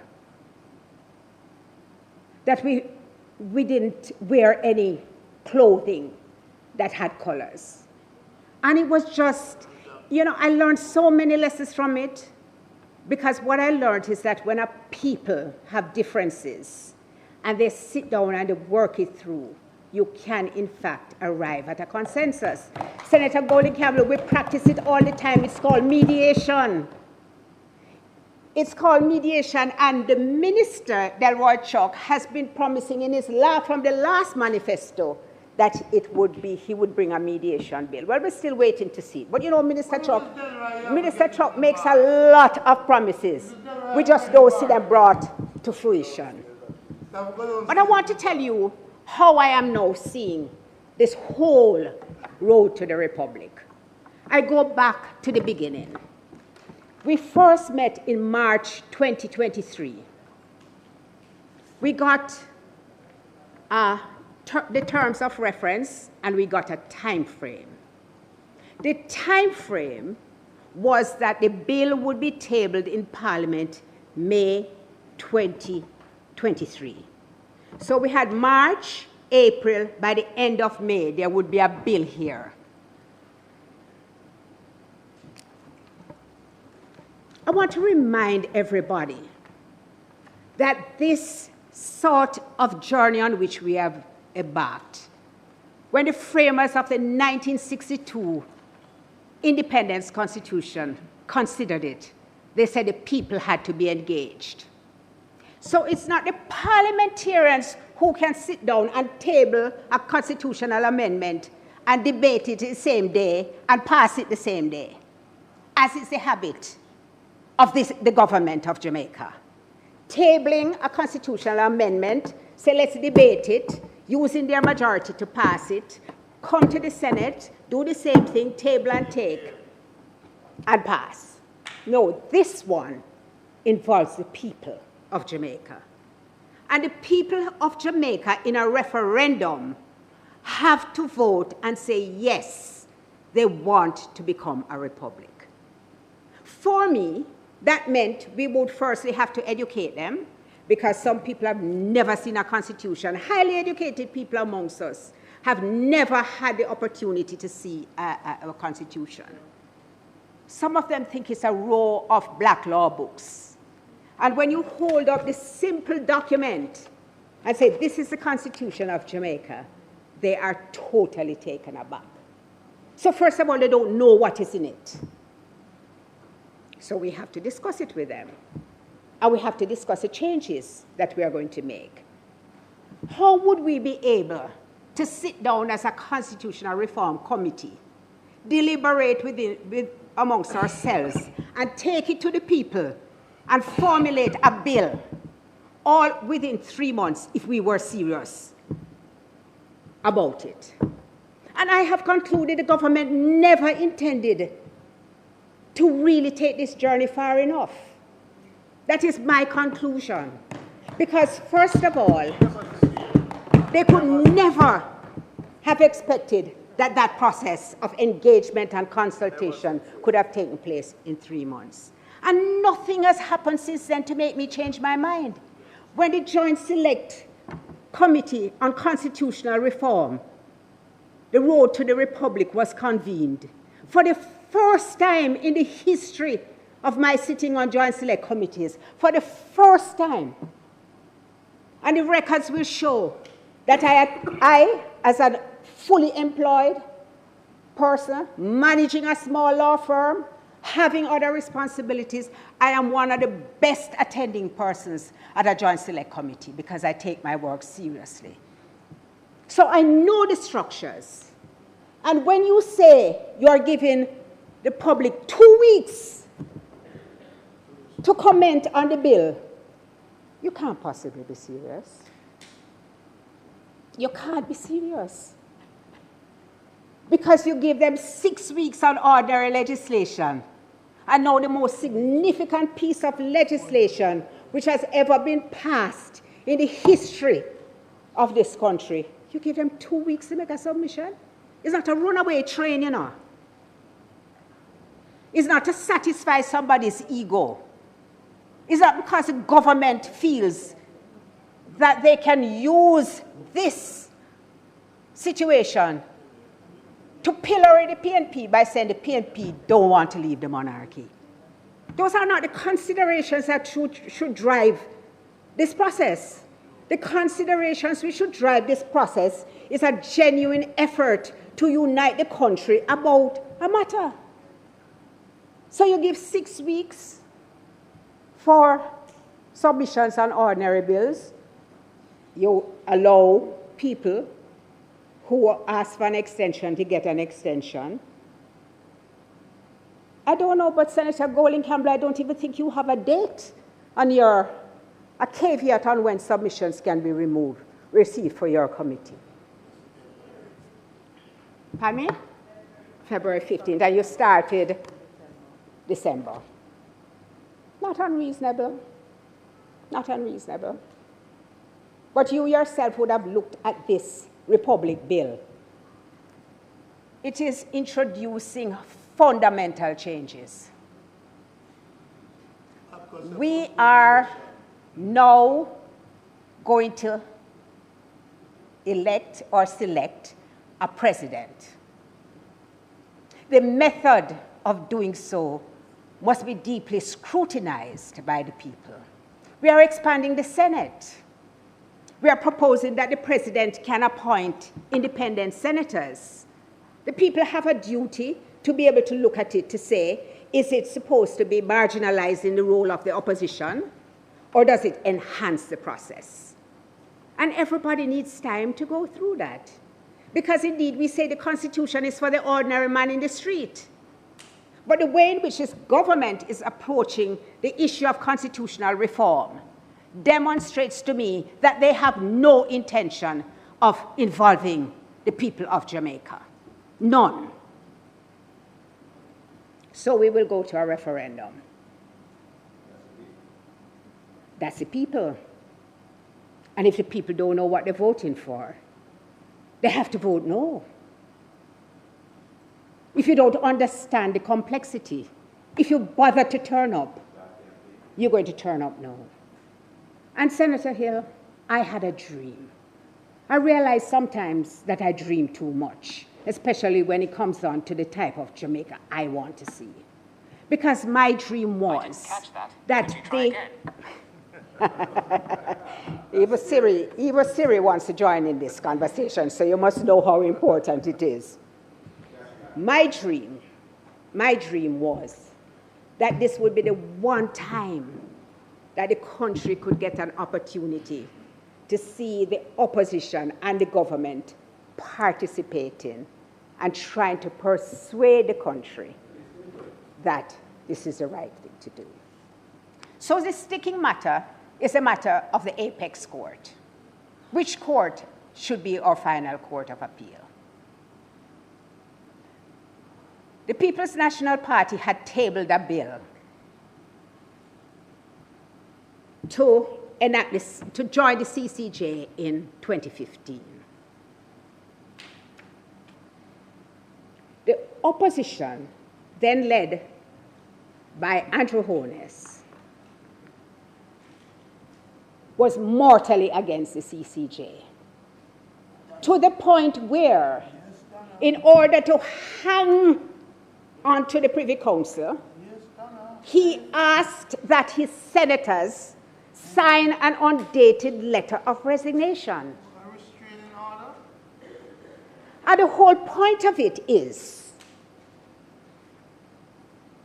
there was no attempt really to say why you shouldn't join the CCJ or why you should remain with the Privy Council. It was just almost an intuitive, instinctive, kind of visceral response to having a court of appeal, which was a regional court of appeal. And good things came out of that, because every single opposition which was raised by the then opposition was taken into account, and it has made for the court to be stronger. So 20 years later, the Jamaica Labour Party still does not have a defined view. So you want to make it, you want a local court of appeal? No, just because Bruce is no longer the leader, because Bruce is no with CCJ. You want a local court of appeal? Going to come to it. Thank you. I want to ask Minister Chuck how he felt when staff was demonstrating in St. Catherine, demonstrating against the infrastructure in the course at St. Catherine. I want to ask Minister Chuck how he felt when the staff at the Supreme Court pointed out that they were carrying home rats, termites and roaches in their handbags back to their home. I want to ask Minister Chuck, why is it that he said that he was unaware of these conditions when there had been protests and when the matters had been brought to his attention for a long time? I want to ask him if he knew that halfway tree sick bay was being used to assist the running of the court's office. The boast again, the tale of two cities. This is the largest amount that has ever been allocated. But it don't matter if you have the money if you're not spending it in the right places. There is almost no court in Jamaica, which is not in need of upgrading. I have called for him to do an audit of the parish courts so that he can see what needs to be done. But nothing has happened. I have called for him to increase the monetary limit in the parish court so less people have to bring their matters to the Supreme Court, where the backlog is choking our country, whereas in the parish court, it has now become seamless for the matters to proceed. And I say, if you can't even get that right, how you will establish a final court of appeal here? But I'm always willing to listen. So let me hear the plans. Sit down and explain to me your time frame for doing that and what plans you have. You see, Mr. President, this mythical phase 2, we don't understand because there is lack of trust. You know, just like how we agreed that it's only Senator Gayle who talked today,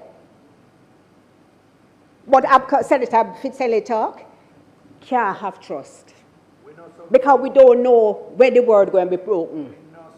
So we are saying this is a matter which involves an important decision which can be dealt with in now. At the same time, as you leave the monarch, leave the court. So we don't have a situation where the monarch's court is determining constitutional issues here.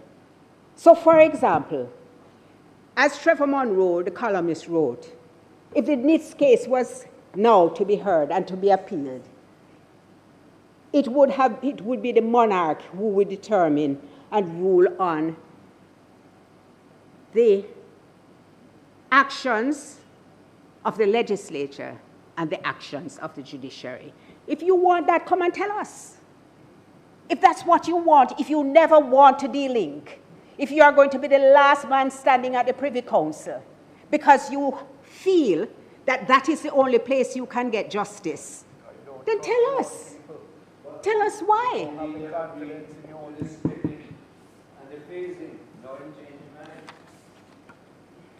You know, Senator Hill. You know, Senator Hill. I take my word very seriously. And so I do not intend, let me put it as nicely as I can, for anybody to draw my tongue and to make me breach any undertakings I've given. Suffice it to say that the leader of opposition did not name anybody to the Constitutional Reform Committee until we all met. The Jamaican Union of Churches hosted that meeting, and we had a full and frank discussion, very helpful discussion. And after that, the members were named to the committee. And there are other meetings we have had in which assurances have been given as to an approach. But I want to go. But at the yes. But not only that, to the Constitutional Reform Committee, the minister promised us that the Prime Minister would have come to Parliament and addressed it in October 2023, and it has never been done. So why you would expect us to trust that it will be done in phase 2? I am simply saying let us talk about it now. But this has reached a stage where it's a public gas. So what was supposed to be a road to the Republic, done with the two of us holding hands, has now become totally embroiled in politics. It's not going to work. So you can go ahead and you can have your referendum. And you can say, you can go down in history again for the holding of a referendum. We've only had one before, 1961. But I want to make a point, because, one of the points that they keep on making, is that, we were only supposed to deal with consensus matters, and there's no consensus on the court. Well, I want to ask this question. In 2023, a poll was carried out, and 91.5% of the populace said they wanted impeachment. They wanted impeachment provisions.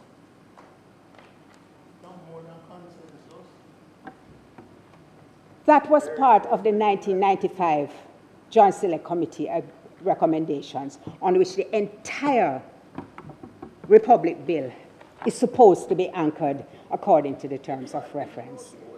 But there is no impeachment.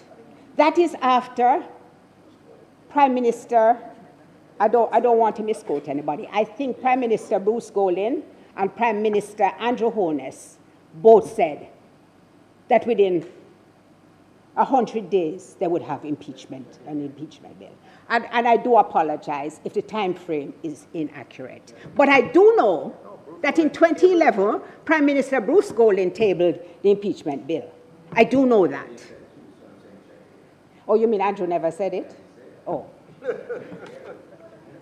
And I do know that the leader of opposition, Mark Golding, tabled an impeachment bill as well. So if you ever wanted consensus and agreement by the public, impeachment is one. But it is not in the Republic Bill. It is not in the Republic Bill. There is no recommendation for it to be included in our new Constitution. And I will add further that indeed this government only has selective hearing because it never heard that from the public, and it has not heard that over 56% of the people want us to join the CCJ. How do they say they care? How do they say they really represent the people? As Senator Crawford would say, what can go so? What can go so?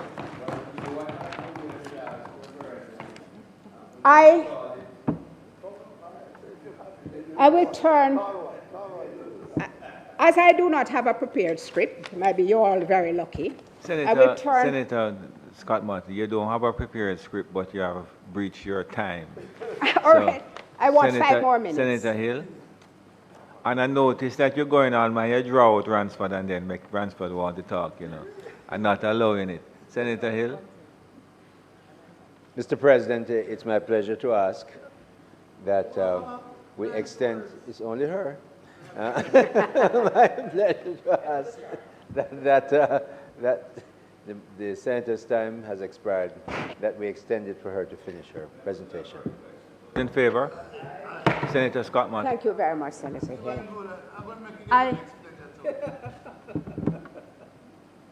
You know, Senator Fitz-Henley spoke about corruption. And we all have to acknowledge that there is corruption on both sides. There's always been. Nobody has a monopoly on it. But when you come here and you pretend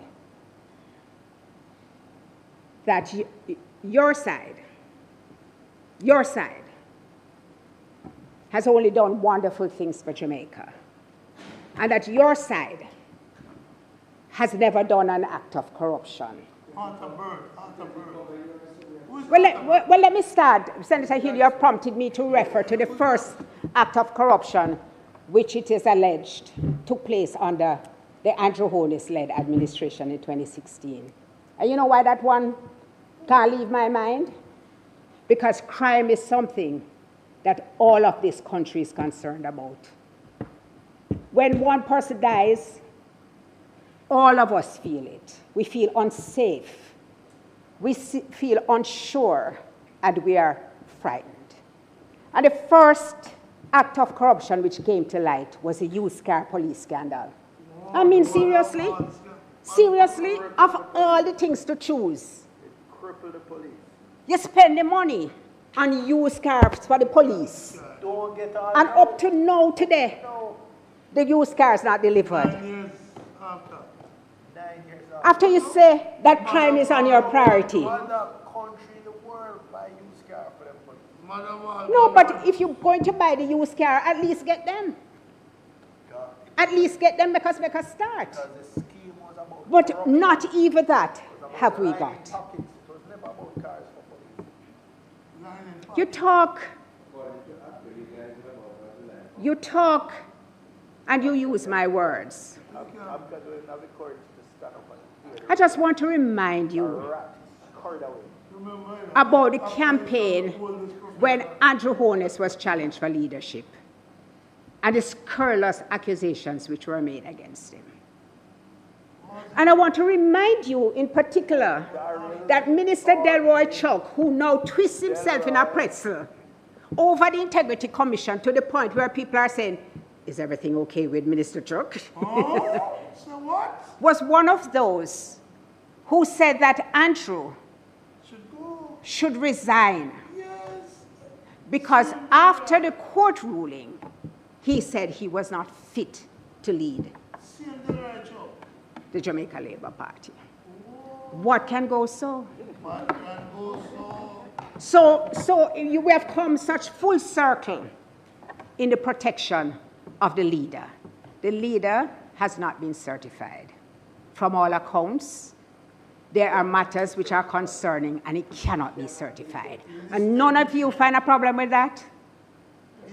It's not one of us, is not just a senator, is not just a parliamentarian. Is a person who sets the moral compass for the entire country. And on top of it, he goes to the court to ask the court to declare a bill which was passed by this government of Jamaica in 2017, piloted by Minister Delroy Chuck, who now criticizes every clause as though he has never read it. The Prime Minister goes to the court to ask the court to declare it unconstitutional. It is amazing that the double standards are so glaring to the public that they see that parliamentarians will do everything to protect themselves. And if the law don't suit them, then just simply go to court or change it. The people deserve more. The people deserve better.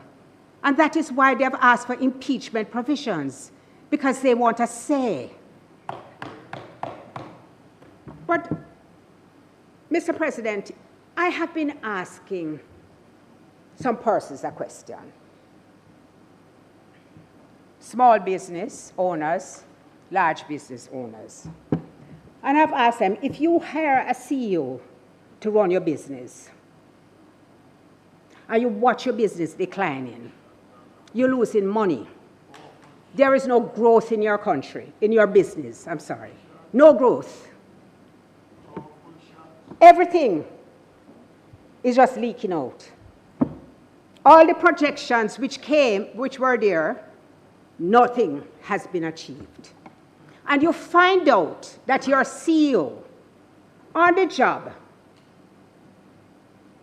is operating 28 bank accounts, passing $473 million through these accounts, and is doing a doctorate.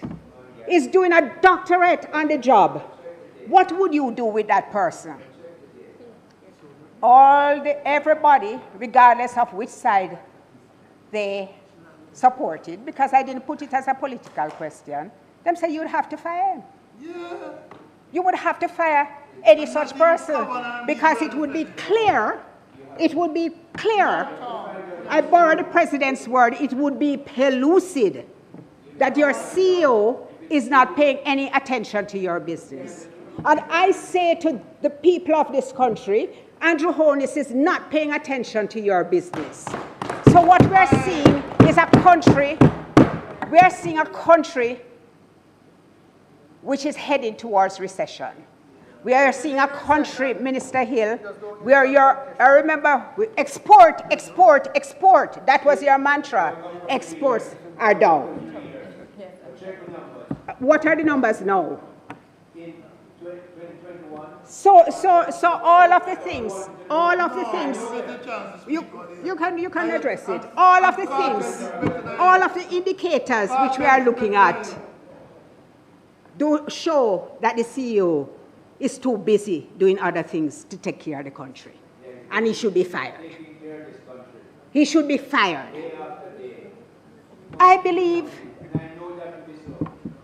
listen, you all need to spend some time with some other people apart from yourselves.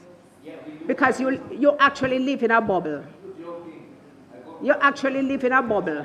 When you go all over the country, you're just talking to each other. And the infection, it don't matter if somebody has been there long or them just come. Somehow the infection spreads very rapidly. You understand? And you lose touch with what the people are feeling. Jamaica deserves to be great. Jamaica can be great. I quote former Prime Minister Golding when he says, and you know as soon as I said that the quote got out of my head, but he says there's too much. Let me paraphrase him.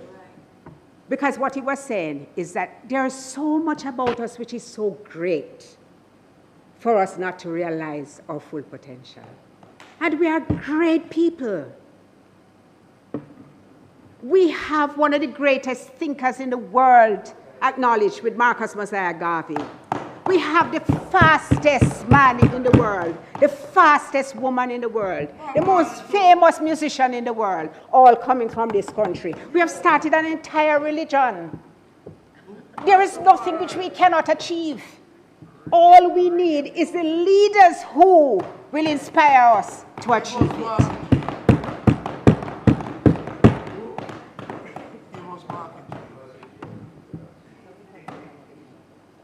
It's not too late for us to work our way through having a referendum that replaces the monarch as head of our country.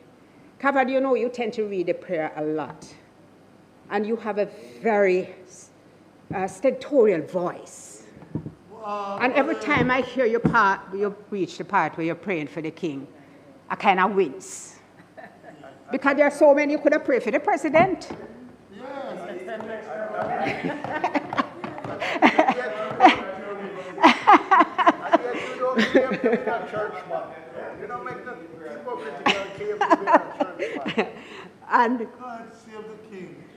And we should have King Charles, after he leaves as a monarch, sending us orders from a foreign court. And we should at least have a court where, you know, lawyers and appellants don't have to get a visa to go. Just a simple respect. Respect is due. Mr. President, I thank you.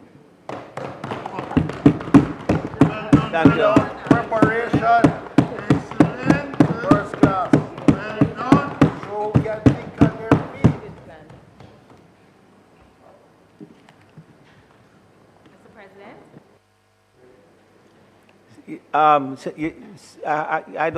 I have no issue. You should really have spoken before, but if you wish to contribute this morning, and before now, as in December, January.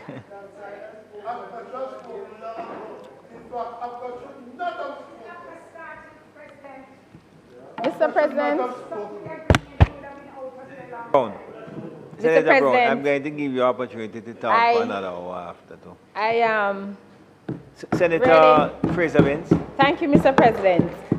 And my colleagues know that I had absolutely no plans of speaking. However, my understanding is that a particular agreement that was reached has since been amended. And thereby, I am now speaking thanks to Abka, Senator Fitz-Henley. And unlike my friend Fitz-Henley, I shall be short, not 1 hour, maybe 30 minutes. And I want to start off, thank you, Kavan. I want to start off by first giving my own appreciation and thanks to former Prime Minister Portia Simpson Miller, because it was because of Prime Minister Simpson Miller why I was asked to join the Senate and have been serving since 2014. Subsequent to Prime Minister Simpson Miller, I was reappointed by former party leader, MP Peter Phillips. And throughout my time in the Senate, I have sought to be the voice of issues, I believe, of national concern, particularly in the area of land. And in the last 6 or so years, I have taken on the charge of environment and climate. It is always very difficult serving in public life, and particularly so as a female. And I thank my colleagues on both sides for the support that they have given me. Let me say this, that people see us in the Senate and they hear us back and forth, and they think, boy, they can't even live together in peace. But I want to say, Mr. President, that behind the cameras, what exists are friends. And I can say that I do have friends on both sides. Not you, Mr. Fitz-Henley, but I do have friends on both sides.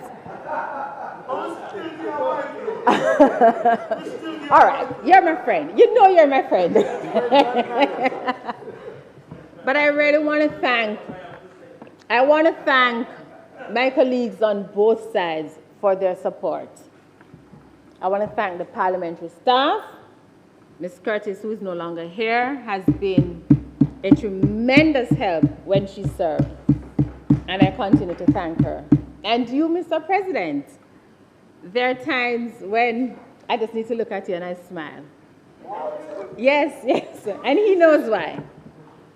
But Mr. President, your leadership, more often than not, has been fair and balanced. And everybody knows. Everybody knows that for me, the thing that matters most, the thing that matters more than anything else, is my family. My dear Jeff, and my 2 boys, Jonathan and Nathan, and Senator Scott-Motley and Gayle. I am so sorry, but there will not be a Sarah. Certainly not for me. But at the end of the day, I do give my thanks and appreciation to all who have stood with me during this sojourn. And as we reflect on the state of the nation, I shall make some brief comments in the area of climate change and the environment and ecological heritage. And before I get into my presentation, I want to say again that I want to thank Minister Samudo for his reach across the aisle approach to the environment. Not every minister not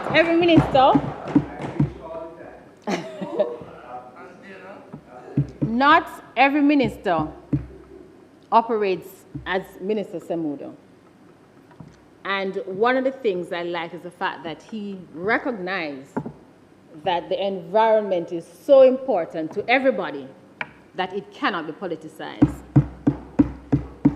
We have consulted on almost every policy issue. He has sought my input, and for that I am grateful, because I believe that when it comes on to the environment, like other areas, when you have consensus, it is only for the better of Jamaica. And so, Mr. President, we all know that climate change affects us in every way. We live in a tropical country, And I long for the day, Senator Scott-Motley, when we have reform that I don't have to wear a jacket to Senate, but I can wear a sleeveless, especially because I have nice arms, but I can wear sleeveless. But the heat wave that we experienced last summer, the hurricanes that we experienced towards the end of 2024, and the ongoing rainfall, landslide, all are part and parcel of the effects of climate change. And make no joke, Mr. President, everybody is affected by climate change. There are certain things that affect certain groups, certain religions, certain gender. But climate change affects everybody. And it is because of that why I think that a national conversation, an ongoing national conversation is required about climate change and how, as a developing country, as a coastal country, as a small island developing state, we are going to respond. The UNEP Adaptation Report of 2023 tells us that developing nations need between $215 billion and $387 billion to contend with the fallout of climate change. We spoke earlier about the rising sea levels. And for small island developing states like Jamaica, this is particularly important and of great concern. The result of these climatic changes that I spoke about earlier is seen inland, and it is seen in our coastal communities. Sea level rise poses a big threat to coastal communities and infrastructure right across the length and breadth of Jamaica. We see the potholes. And apart from the fact that some of them are the result of bad workmanship, what cannot be discounted is that the changes in our climate has compounded bad workmanship. And as we consider climate change, we now have to ensure that our very development, how we build our infrastructure, puts climate change at the center. So the very material that we use now have to be climate resilient. One of the things that we have to start looking at as we contemplate climate change and the environment is a growing rise in what is called climate refugee. Jamaica is blessed because to date we haven't had many complaints about persons who are climate refugee. But throughout the world, we are seeing a rising number of persons who are having to leave their homes and their countries because of climate change. Mr. President, sir, this is something that we have to look at, because climate change has created what we call a multi-hazard environment. And this multi-hazard environment, we see, allowed Jamaica, or caused Jamaica to spend over $10 billion in the 2021 flooding, and in 2022 Tropical Storm Ian, $889 million, and over $409 million in Tropical Storm Ian was spent. In fact, Mr. President, it is projected that flooding alone is likely to cost the country over $136 million annually. And that, I must add, is a conservative projection. So what it means, therefore, is that we simply can't continue, Senator Gayle, to do the same thing the same way. Within this multi-hazard environment, we have to change the way in which we do things. We have to look at how we treat with issues such as flooding to stem that tide. We therefore need stronger and more enforcement of our planning rules. So we have the Building Act, Senator Fitz-Henley, which I continue to say is a modern piece of legislation, but the supporting regulations are not there. But coupled with that, we have to ensure that our human resources, the staff, are properly trained so that they understand what they are required to do, so that they know what they're looking for when they go out there to do their assessment based on the Building Act, that they know what they're looking for. And also that we properly enumerate them so that they are incentivized to get the work done. We also need to look at our drainage system, because the truth is that we have not done a good job of cleaning and maintaining our drains. I don't know about you, Mr. President, but I recall last year, just before Hurricane Beryl, watching TVJ News, and you saw the big caterpillars cleaning the drains the day of the hurricane. And it is not a new phenomenon, don't get me wrong. What it means is that as a country, we have not devoted the time, the resources, and the determination to ensure that our drains are maintained, that our gullies are cleaned and maintained. And let me add, we have not educated enough or put in place the sufficient deterrent to stop persons from polluting and littering our drainage. I remember working with the SDC some years ago, and there was a program called Lift Up Jamaica. And part of that program was cleaning of drains and gullies. And there's a particular community that I was working in, and the gully was clean. When I say it was clean, Mr. President, you could not find a pin in the gully. 2 days later, I went back to that same gully, and you would not believe that it was the gully that was clean 2 days before. And it wasn't any act of God, you know. It wasn't any heavy rain or anything. People carry the garbage and dump it in the gully. What it means that we are really a nasty set of people. We really do not care for our environment. We just throw our garbage anywhere. And so what is required is that we need to have public education, we need to have sufficient bins, and we also need to have in place the requisite fines to ensure that people dispose of their garbage. So it's a three-pronged thing. We need to have the public education, we need to have the bins in place, but we also have to ensure there's sufficient disincentive for people to dispose of their garbage however they see fit. I can't tell you how many times I'm driving, not just on the highways, but on the streets of Kingston, and people just eat and throw the garbage through the door, through the car window or the truck window. And all of these things contribute to the state of our drainage system. And so, Mr. President, as we have the discussion about climate change, about what it means to be climate resilient, then part of it has to be building back that kind of civic pride where people know you don't just throw your garbage every and anywhere.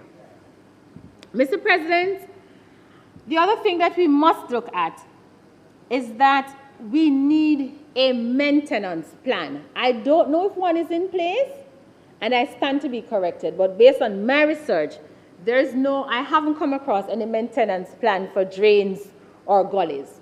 The time has come for us to put in place a maintenance plan for our drains and our gullies.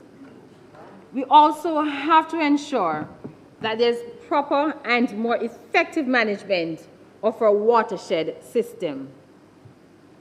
All of these things, Mr. President, points in my mind to the need for greater and more modern planning. In a lot of ways, when we speak about planning, persons readily think about the built environment. But planning is so much more than just our built environment. We have to consider in a real way the type of structures that we're building, as well as the topography of the land. We have to consider the history of the land, the present use of the land, and the future use of the land.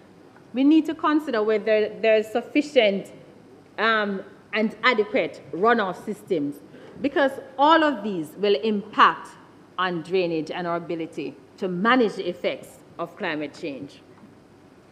Mr. President, looking at climate change, one of the things that I also want to note is the effect that climate change is having on our women and our children.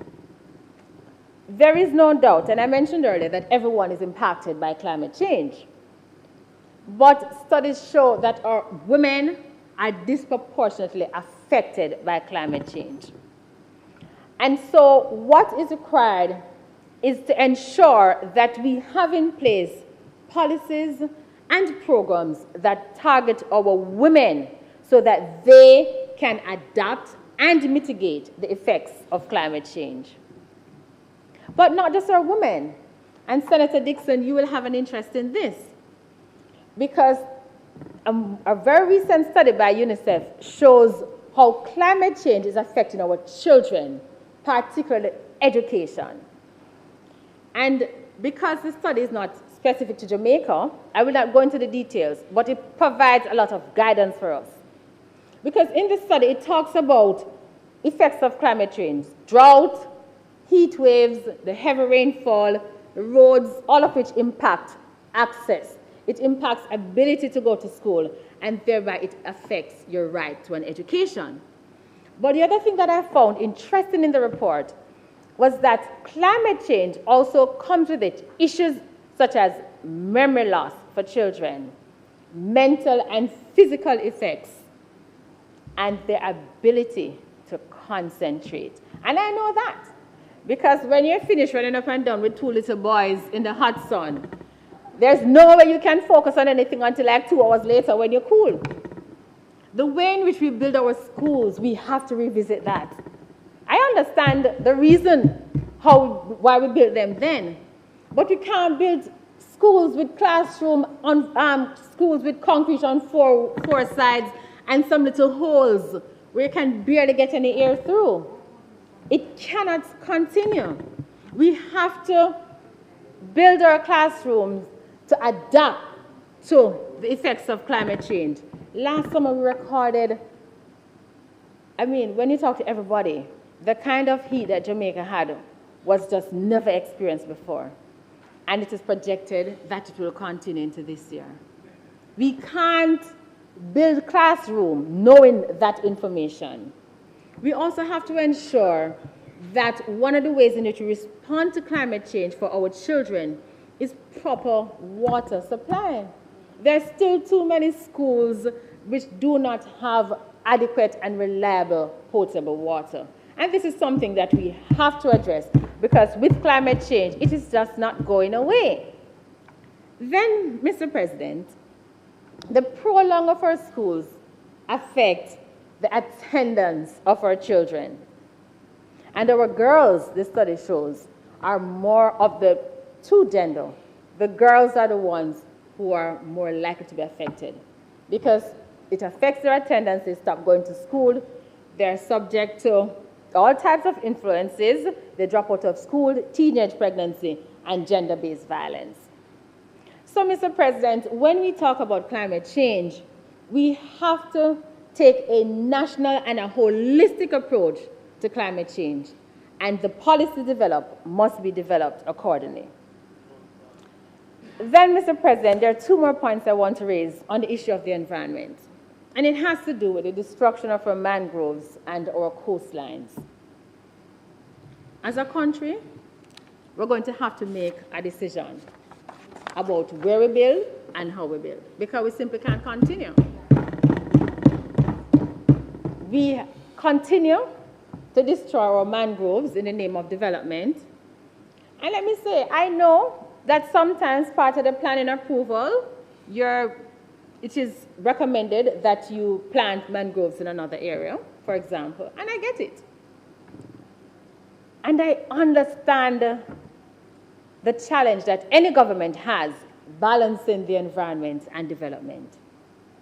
But one of the questions that we have to ask ourselves as we consider this new era is it worth it? And what is the cost of the destruction of the environment? And until and unless we can answer those questions, Mr. President, I believe that we will continue along the trajectory of development over sustainable development. Mr. President, the last point I want to raise has to do with not the environment. Well, it doesn't have to do with the environment or the environment, but it is something that is very near and dear to my heart. And it has to do with the adoption. Because most persons in here know that I am a product of adoption and fostering. And I always say it is because of Elsa May Binns why I am here today. And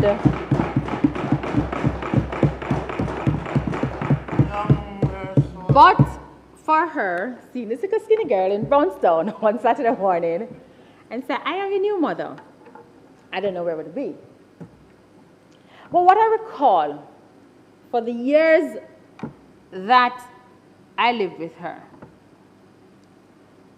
was the difficulty she faced in formalizing the adoption. And she couldn't wait until I reached 18, you know. She couldn't wait until I reached 18 because then I did a depot, which explains my two names, but that aside. But I had no choice because the adoption process was so complicated that for more than a decade that I lived with her before I reached 18, I could not finalize or formalize it. And so, Mr. President, when Minister Terrelong was the Minister of State, he and I had several discussions. In fact, before Minister Terrelong, I raised a motion in this Senate for us to review the Adoption Act. And when Minister Terrelong became Minister of State, he and I met several times and had very fruitful discussion about the Adoption Act and the need to amend it. After he left, that conversation ended and the progress. And I'm using this opportunity, Minister, and I'm so happy you're in the chamber, because we really cannot continue with the Adoption Act as is. For more than a decade, I am told that it is being revised. And for more than 3 decades, we have not done anything about it. And I think that it is an injustice to families who want to adopt and to children who want to be adopted. And Minister, I'm using this floor to call for an immediate review. In fact, in the motion I tabled, I called for a joint select committee to be established to review the Adoption Act. And I've been told that, and I think it is time. And not only am I calling for it, Minister, but I am also volunteering my service to assist where I can. Because this is an area where I have a personal interest, because as I said, I am a product of it. The other thing is, we also appreciate that there are some persons, for various reasons, who can't be adopted. And so fostering is an option. Minister, most people foster because they just want to help and they want a child to love. Some of them, I know, and some of them want to love, want to give a home, but can't afford. I know the government makes a provision for some subvention to foster parents, but Minister, it is wholly inadequate. So on behalf of the mother who spoke yesterday with much anguish about the fact that she has 2 foster children and she hardly can make ends meet, but she really loves them and she cannot put them back in the service, I am making an appeal for us to revise. The budget is coming up. It is something we can look at in terms of the provision we make for foster parents. Mr. President, as I take my seat, I want to say that the protection of the environment is everybody's business. And the environment, not limited to the built environment, has to be protected if we want to continue our life. Our very future depends on the environment that we create today and we maintain today. With that said, sir, I thank you.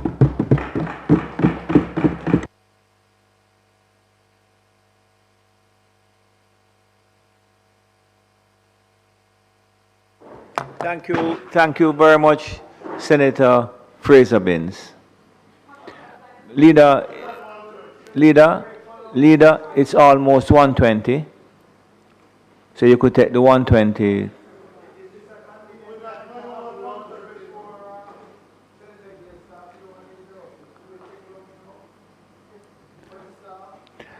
Minister Hill, Senator Gayle, 1 minute. It been 1:20 somewhere in the Caribbean.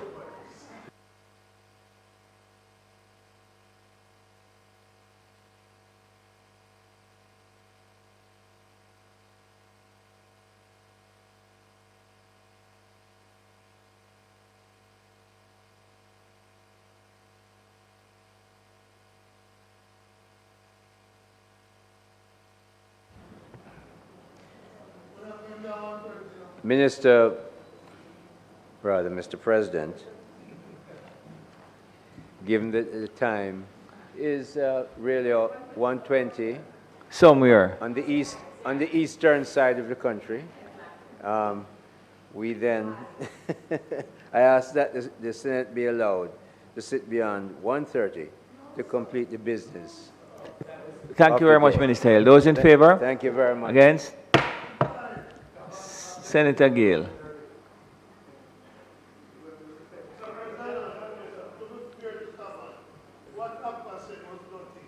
Kavan, Senator. Thank you, President. Thank you, Senator Gayle.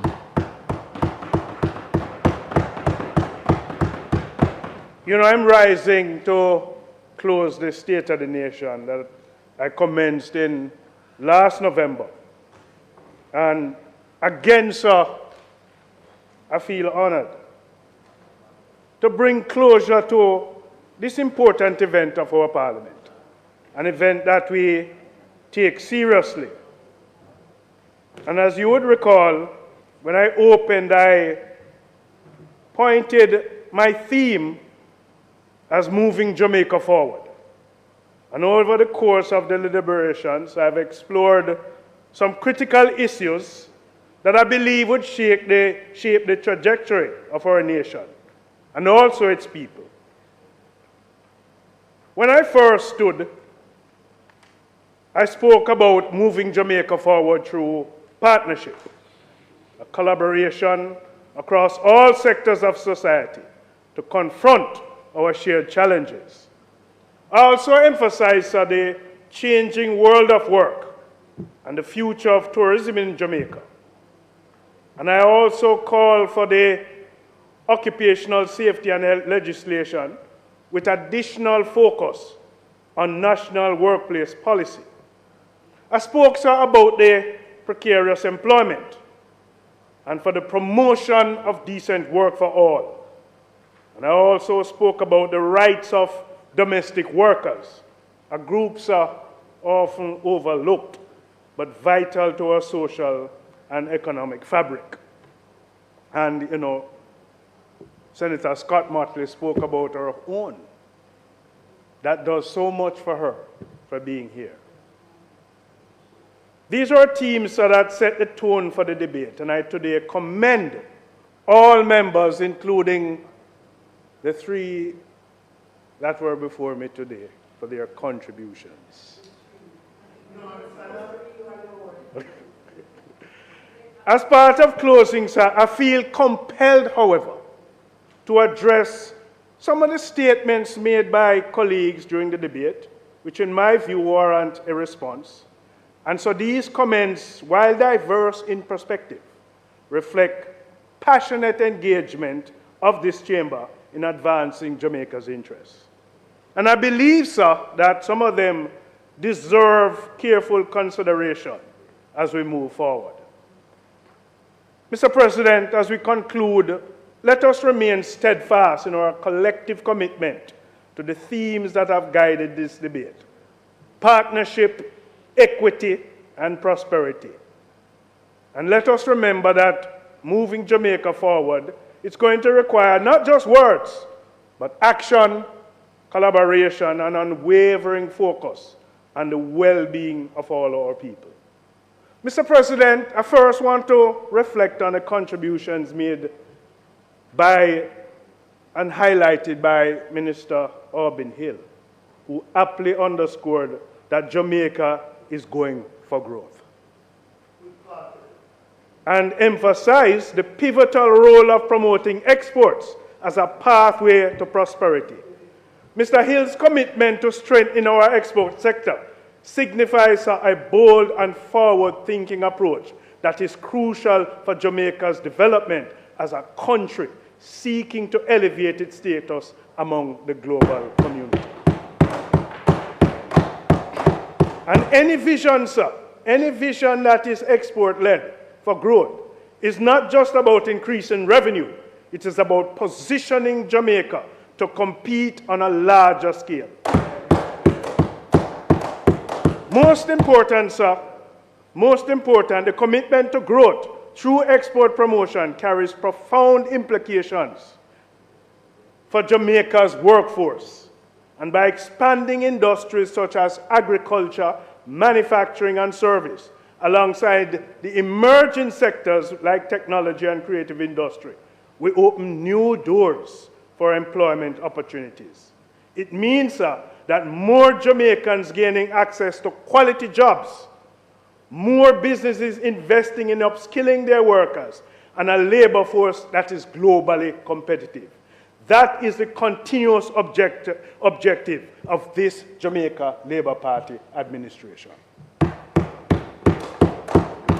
Mr. President, the fruits of the focus on economic growth has already been evident in Jamaica's historic achievement of a 3.5% unemployment rate.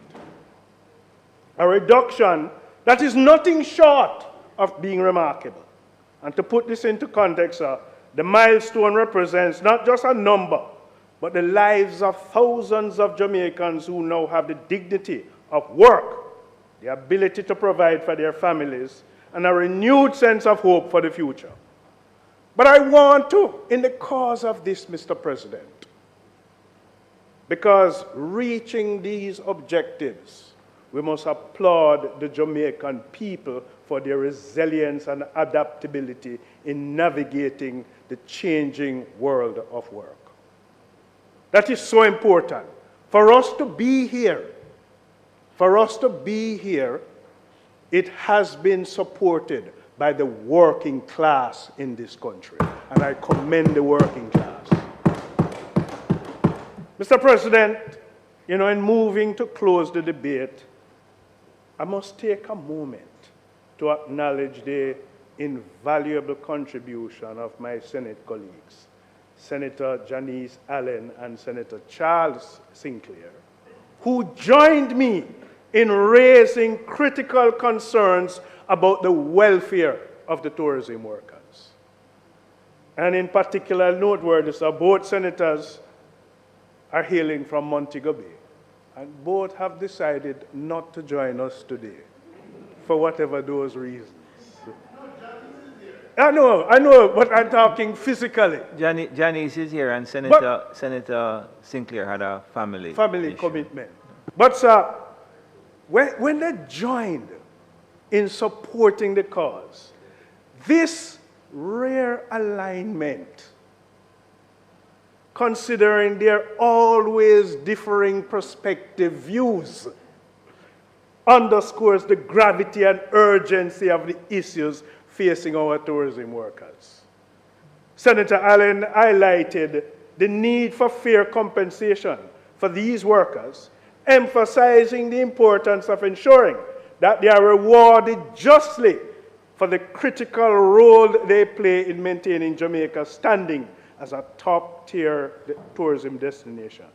She also brought attention to sometimes overlooked transportation sector, which is essential for the smooth functioning of tourism. Without an efficient, well-supported transportation network, Mr. President, our tourism sector cannot fully thrive. Senator Sinclair, on the other hand, called for the holistic examination of the tourism sector, stressing the need to safeguard the rights of workers, particularly, sir, in light of recent strike actions. He made it clear that no worker should be victimized for exercising a privilege to strike.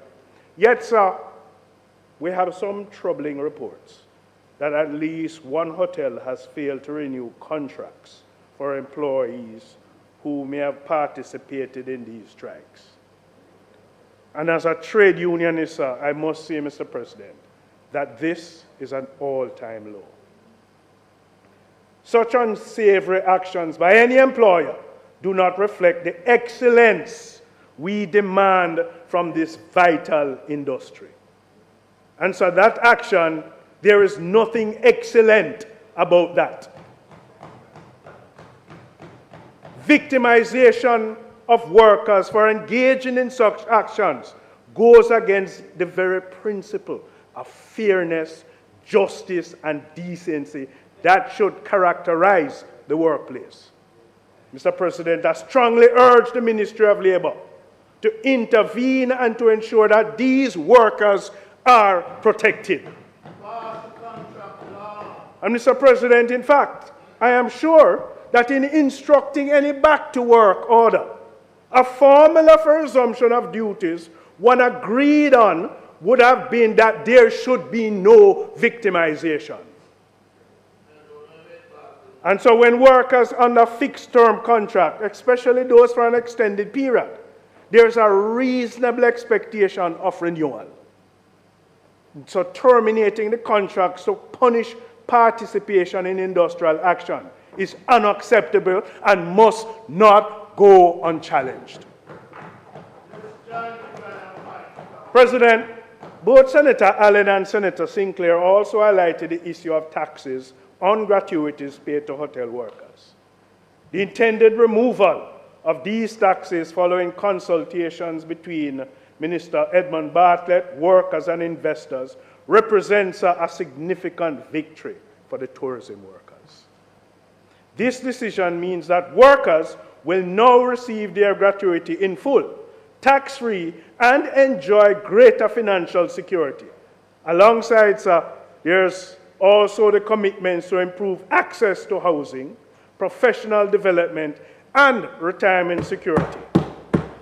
This will go forward in transforming the lives of tourism workers. These measures are not just a step forward for the workers, but also for the tourism industry. It improves their quality of life of the employees, and it also elevates their ability to deliver exceptional service. However, sir, I don't want or wish for it to stop here. We have to examine other ways to protect these workers. We have to legalize job security. We must ensure that tourism workers or any other workers on fixed-term contracts have a greater protection against arbitrary non-renewal of contracts. And so this would address the current vulnerabilities workers face when contracts are used to deny long-term stability. President, we must also expand workplace wellness programs.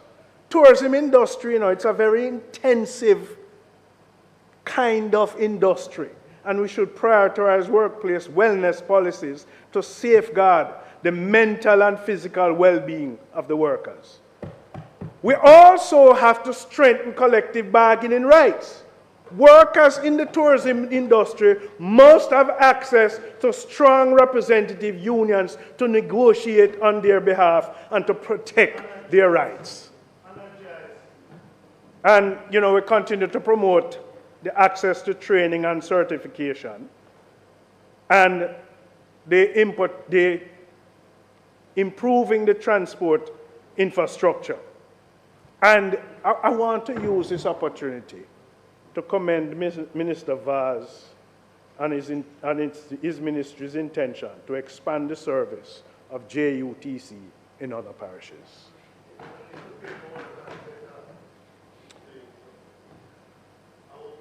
Mr. President, the contributions of both Senator Allen and Senator Sinclair serves as a call to action. And if we truly want to move Jamaica forward, we must champion the rights of those who form the backbone of our economy. That is our workers. And so by improving the conditions of our tourism workers, we improve the very foundation upon which this vital industry rests. So let us continue to stand united in addressing these issues. Mr. President, I wish to respond to the remarks made by Senator Gabriela Morris, who spoke with great passion, and she getting there in sounding almost like a trade unionist. And she spoke passionately about the workers of this nation, and she expressed concern about their dreams being dashed. While I respect your perspective, I must respectfully differ on this point of dashed dreams, because workers will always aspire for better conditions, higher wages, and improved livelihoods, quite rightly so. But I must emphasize that this government has consistently demonstrated its commitment in making the life better for the working class in this country. And through transformative legislations, impacted policies, tax givebacks, and targeted efforts to improve earnings, this government has taken significant strides to fulfill the dreams of Jamaican workers. So these are not just aspirations, these are tangible achievements, and they reflect the core of what we stand for. And this is what the workers hope for: a government that listens, a government that responds, and a government that acts.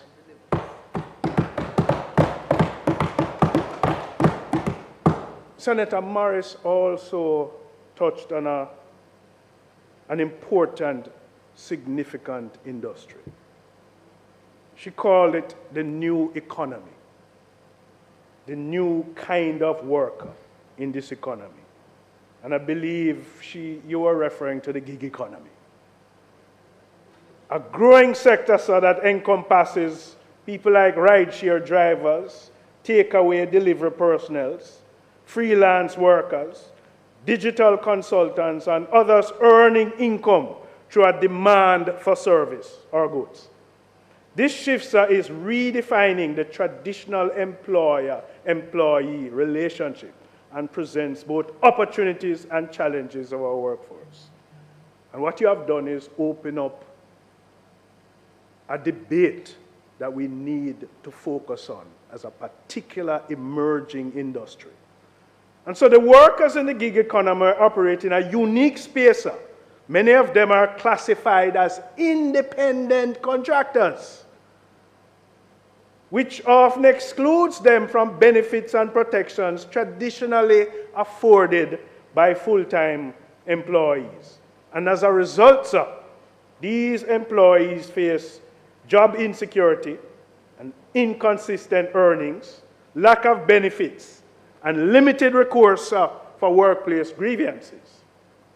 And so we have a responsibility to these kinds of workers to advocate for fair standards, to promote collective bargaining, to ensure that these workers are exposed to training. And you know, this can be a group of workers that can form part of a united group or an association of gig workers or a cooperative where they can start owning their livelihoods and promote. And so government can set policies that can promote these kind of gig workers by enacting laws to continuously redefine employment status. Ensure that these workers have social protection. The gig economy, sir, often is determined how the work is assigned and how the workers are paid. I think we need to consider that we must push for and ensure to require the transparency and accountability from these platform companies to prevent against unfair practices for these workers. And so one of the things we may want to consider is where we can set and ensure, in the very least, minimum standards and benefits for these workers. Mr. President, the gig economy is not just a trend. It is a new reality of work. Its flexibility and opportunities attract many workers. But without the right policies and protection, it can only lead to vulnerability and inequity. It's a new workforce emerging in a new industry. And before it gets out of hand, we need to put those safeguards and those railings to protect these workers. And so I'm glad you raised it. It's an important discussion. And, you know, I listened to your presentation last week, and I was inspired by it. And I know you are inspiring for some seat elsewhere, but take this from me. That seat in the Senate right there belongs to you. And it will be yours for a very long time. And one day, Senator Morris, you may thank me for it. I want to, President, I want to respond to the leader of opposition business in his presentation last week. And I commend him for raising the issue of productivity during his State of the Nation debate. But I want to express a little disappointment. You started out, you created this promo that you're going to speak on security issues and productivity. But I believe productivity should have been delved in much more. I expected much more. And it is one of those critical issues so significant that we need to pay keen attention on. President, you know, productivity is a critical issue that Jamaica must confront if we are to achieve sustained economic growth and national development. And despite commendable economic strides since 2016, significant barriers persist, preventing Jamaica from unlocking its full productivity potential. Jamaica has the potential to expand its labor force into high-value sectors by leveraging its knowledge economy. This requires, however, to continue to improve our educational outcomes. We also have to bridge that digital divide, strengthening telecommunications network to ensure equitable access to digital infrastructure across rural and urban areas. And we have to enable some more Jamaicans to participate in the digital economy. One of the things I want to, if we're going to promote productivity, is that we have to encourage businesses to allocate higher shares of their budgets towards research and development, fostering innovation and technological adoption. Mr. President, would you believe that in 2024, last year, the Jamaica Productivity Center survey revealed two troubling insights. It said nearly 46% of firm leaders do not perceive their organization as adaptable to technology. Adaptable to technology. The leaders. So the leaders are not convinced that their organization is adaptable to technology. It also suggested that only 29% of workers feel their firms adapt quickly to technological changes. So we are being transformed, are driven by digitalization, but the adaptability is not connecting. And the workers are saying it. So what is it that we have to do if we are going to promote and enhance productivity? We have to continue to promote digital literacy campaigns, train both businesses, leaders, and workers on the benefits of and implementation of technology to enhance productivity. And we may want to incentivize those entities who have advanced in technology. And we also have to utilize public-private partnership with international organizations and technological providers. Mr. President, another critical area is that, while Jamaica seems to be leading in the Caribbean in doing business overall, but the ease of starting business, the accessing to credit, the resolving insolvency and a new insolvency, improvement in the new insolvency legislation is coming. Securing construction permits, some things like those will lag behind. We also have to simplify our regulatory process, modernize systems for business in doing registration, licensing, and compliance with a focus on digitalization of these processes. And I recall Senator Ransford Braham having pains about this, the reform of our procurement process, enhancing transparency and efficiency in public procurement to ensure timely delivery of goods and services. President, we also have some structural challenges that we have to deal with: energy costs, infrastructural development, even our continuous tax reform. Productivity is the cornerstone of economic resilience and social progress. And to achieve our vision, as a country, we must embrace a multifaceted approach that prioritizes education, technological adoption, and regulatory reform. The leader of opposition business also spoke about training in emerging and established industries. He spoke about equipping graduates for industries in decline. And it is important to recognize that workforce training, it has to strike a balance between emerging skills that address the evolving demands of industries and established competencies that ensure economic stability and resilience. The Heart Trust plays a very pivotal role in equipping Jamaicans with skills needed to thrive both new and existing job markets. And I must say, it is my profound view that the Heart Trust is doing a tremendous job in the labor.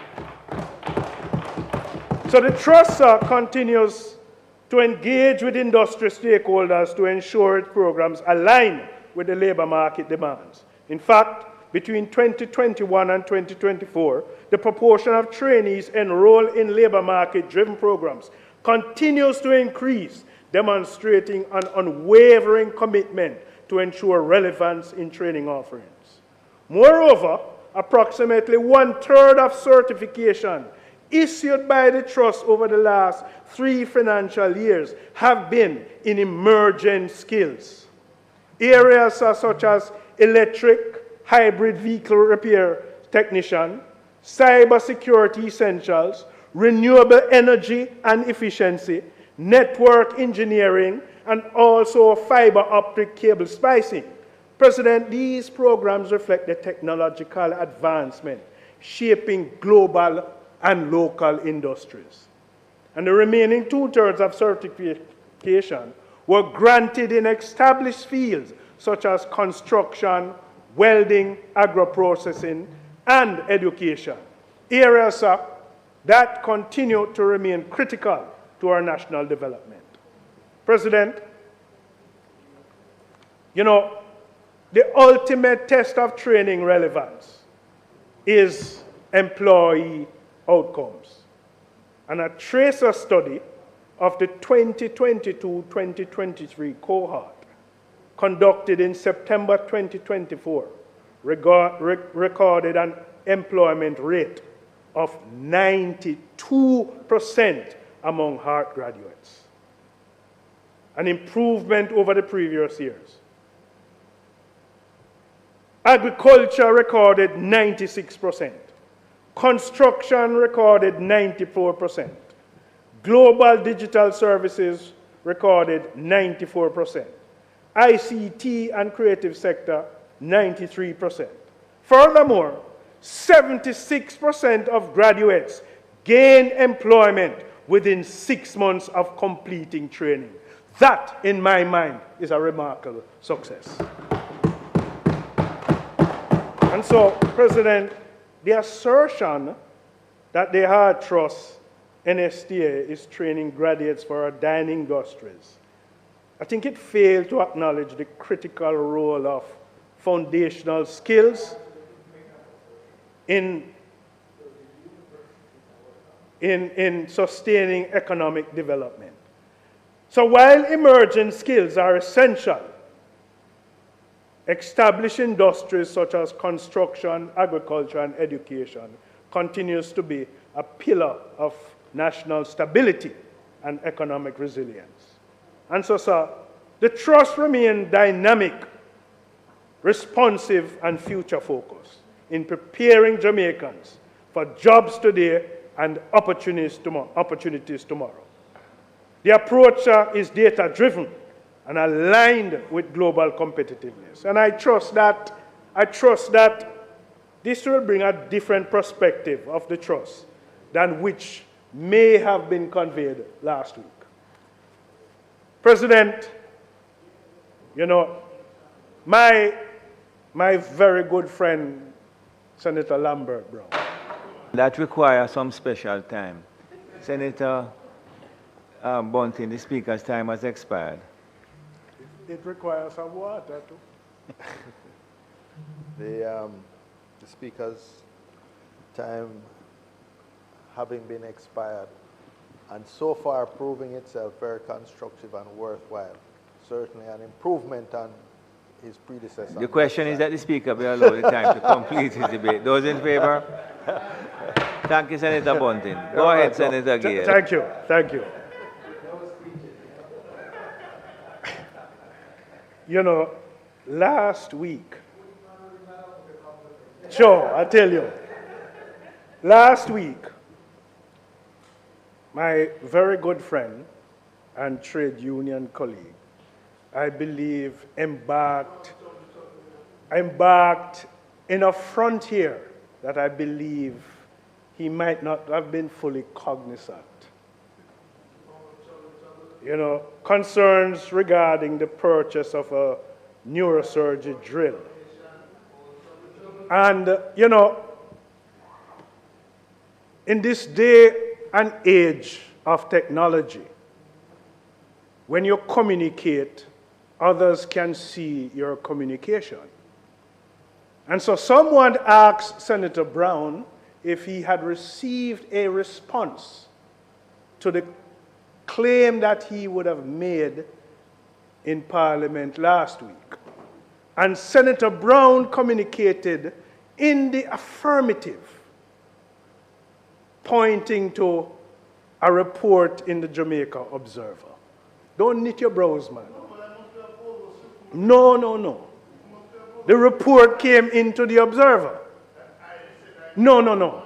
You communicated the that you saw a response.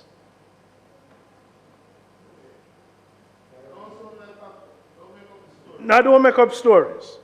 So the Observer report, sir, spoke about a neuro drill, highly specialized piece of medical equipment, essential for neurosurgical procedures, that it was purchased at some 27-odd million. The expenditure for the medical equipment appointed to something more than that.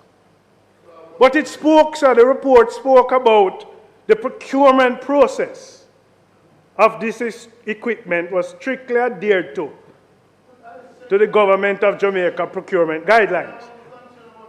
Calm down, man. I'm just responding to the record. The neurosurgical drill was sourced from a reputable supplier and meets all international standards for quality and safety. It is important to note that Sierra said in the report, and it was engaged through competitive bidding. The neurological drill procured, sir, for the Bustamante Hospital for Children. It was said that it was a state-of-the-art, high-speed surgical tool designed for neurological surgery and spinal procedures. They said, sir, it was vital for enhancing the precision and efficiency of surgeries at the Bustamante Hospital for Children. Comparing this advanced piece of medical technology to basic models, as alluded by Senator Brown, or older models with limited accessories at significantly lower price, is both unfair and misleading. And it said, sir, the report also said that the acquisition of this neurological drill is a critical investment in improving pediatric healthcare service to critically ill children at the BHC, needing neurological, surgical, and spinal procedures. It said, sir, that the equipment will play a pivotal role in saving lives, ensuring that Bustamante Hospital for Children continues to provide world-class medical care locally. What I would urge Senator Brown in his exploration as a trade unionist to do, in reference to, I don't know about any corruption, neither have you proven any corruption. But what I'm encouraging you to do, you may want to explore if there are other needs of equipment for the workers at Bustamante Hospital to be able to effectively and efficiently carry out their functions.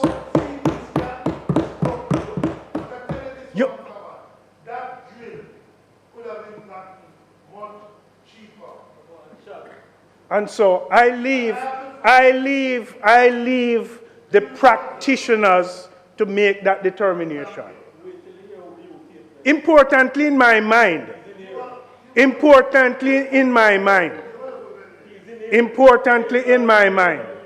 the sourcing of this drill might be so invaluable to save the life of a child. And you know that I don't. Mr. President,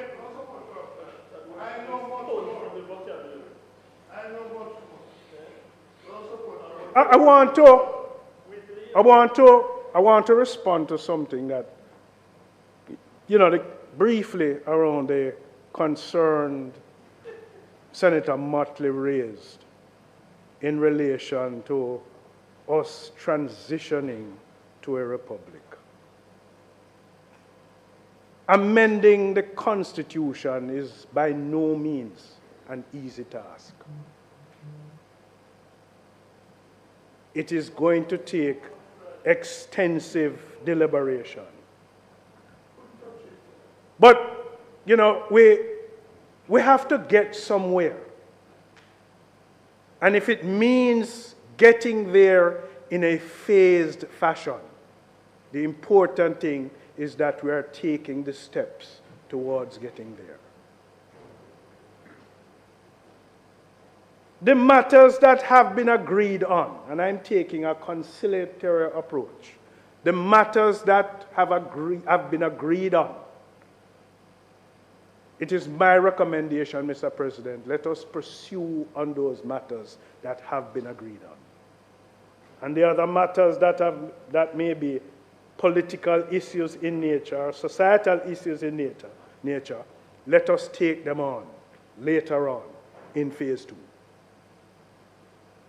Mr. President, in closing this State of the Nation debate, it is imperative to underscore the significance of decisive leadership in steering Jamaica towards a prosperous future. You know, Senator Longmore, in her presentation, spoke about decision-making. Decisive leaders are characterized by their integrity, self-awareness, courage, respect, compassion, and resilience. They communicate their vision, clearly show gratitude, and collaborate effectively. Under the stewardship of Prime Minister Dr. Andrew Holness, the Jamaica Labour Party administration has exemplified such leadership, resulting in notable achievements that have positively impacted this nation. Mr. President, through prudent policies and strategic national investment, Jamaica has realized economic stability, fostering a more sustained economy. We must be commended for that. Let's highlight a few, Mr. President. The substantial reduction in unemployment rate is a result of decisive leadership. Access to skill training enhanced, a result of decisive leadership. Significant increases in the minimum wage, a result of decisive leadership. The demonstration of resilience and recovery, a result of decisive leadership. Increases in the net international reserve, a result of decisive leadership. No administration, sir, no administration could have found $100 billion to increase public sector wages, a result of decisive leadership. Mr. President, the longest expansion of economic growth, a result of decisive leadership. The most tax relief and tax collection we have ever seen in this country, a result of decisive leadership. Mr. President, making Jamaica as a developing country, a shining star in this region, is a result of decisive leadership. And so this administration commitment to inclusive growth and economic reform has transformed Jamaica's economic landscape, leading to significant improvements in fiscal health and international standing. So, sir, I want to say in closing that continuing under this administration ensures that Jamaica remains on a path of sound and decisive leadership, essential for navigating the complexities of the modern world and securing a prosperous future for all Jamaicans.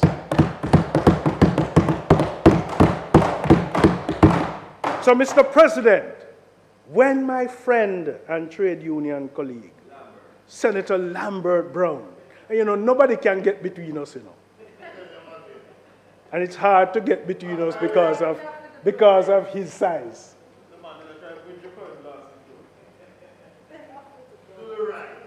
Mr. President, last week, he sought to introduce an acronym spelled RIGHT.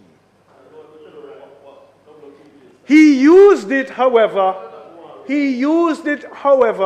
in the wrong way. What I will tell him about right is that the Jamaica Labour Party government is the right government to move Jamaica forward. What I will tell him about right is Dr. the Honorable Andrew Holness is the right decisive leader to continue moving Jamaica forward. And what I will tell him is under this administration, Mr. President, Jamaica is moving in the right direction. And so, Mr. President, That's the right way to use right. And so, Mr. President, that being said, I now conclude the State of the Nation debate. And, Mr. President, I now ask that the motion be moved that was moved on the 25th day of October 2024 with respect to the plans and programs outlined by the Governor-General in his speech delivered to both Houses of Parliament on the 15th day of February 2024 be approved. Thank you.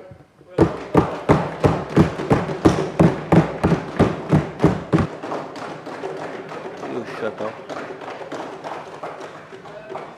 Thank you very much, Senator Gayle. Members would have heard the question. Those in favor? Against? Minister Hill? Mr. President, no, we intend to ask, Mr. President, for a recommittal of the item announcements before we close. Thank you very much. The question you have heard. Those in favor? Mr. Clark? Also laid on the table of the Senate are the Jamaica Gazette Supplement, Proclamations, Rules and Regulations 171, Volume 148, dated Tuesday, January 28, 2025, number 24, enclosing the Constitution of Jamaica. The Jamaica Gazette Supplement, Proclamations, Rules and Regulations 175, Volume 148, dated Tuesday, January 28, 2025, number 25, enclosing the emergency powers specified areas in the parish of St. Catherine, Regulation 2025 under the Emergency Powers Act. Thank you very much, Mr. Cohen. Minister? Mr. President, it's not intended to do... 1 minute then, please. I just wish to point out, members would have noticed the absence of our clerk, Ms. Lowe. She's having a personal difficulty today, but is leaving the island tomorrow along with a delegation from the lower house led by the Speaker to Japan. I must say I was a bit concerned that no member of the Senate was a part of that, that junket. But she leaves, so we wish her bon voyage and a useful trip. In her absence, the Deputy Clerk, Mr. Christopher Cohen, will act. So if you have any...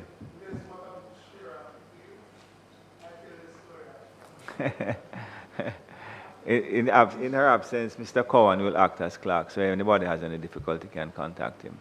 Minister? Mr. President, it's not contemplated that we'll do any further business today, so I'm asking for that the Senate be adjourned for a date to be fixed. Thank you very much. Members would have heard. Those in favor? This Honorable Senate now stands adjourned to a date to be fixed. And I bet you that Senator Crawford is not online. Senator Crawford? There you go.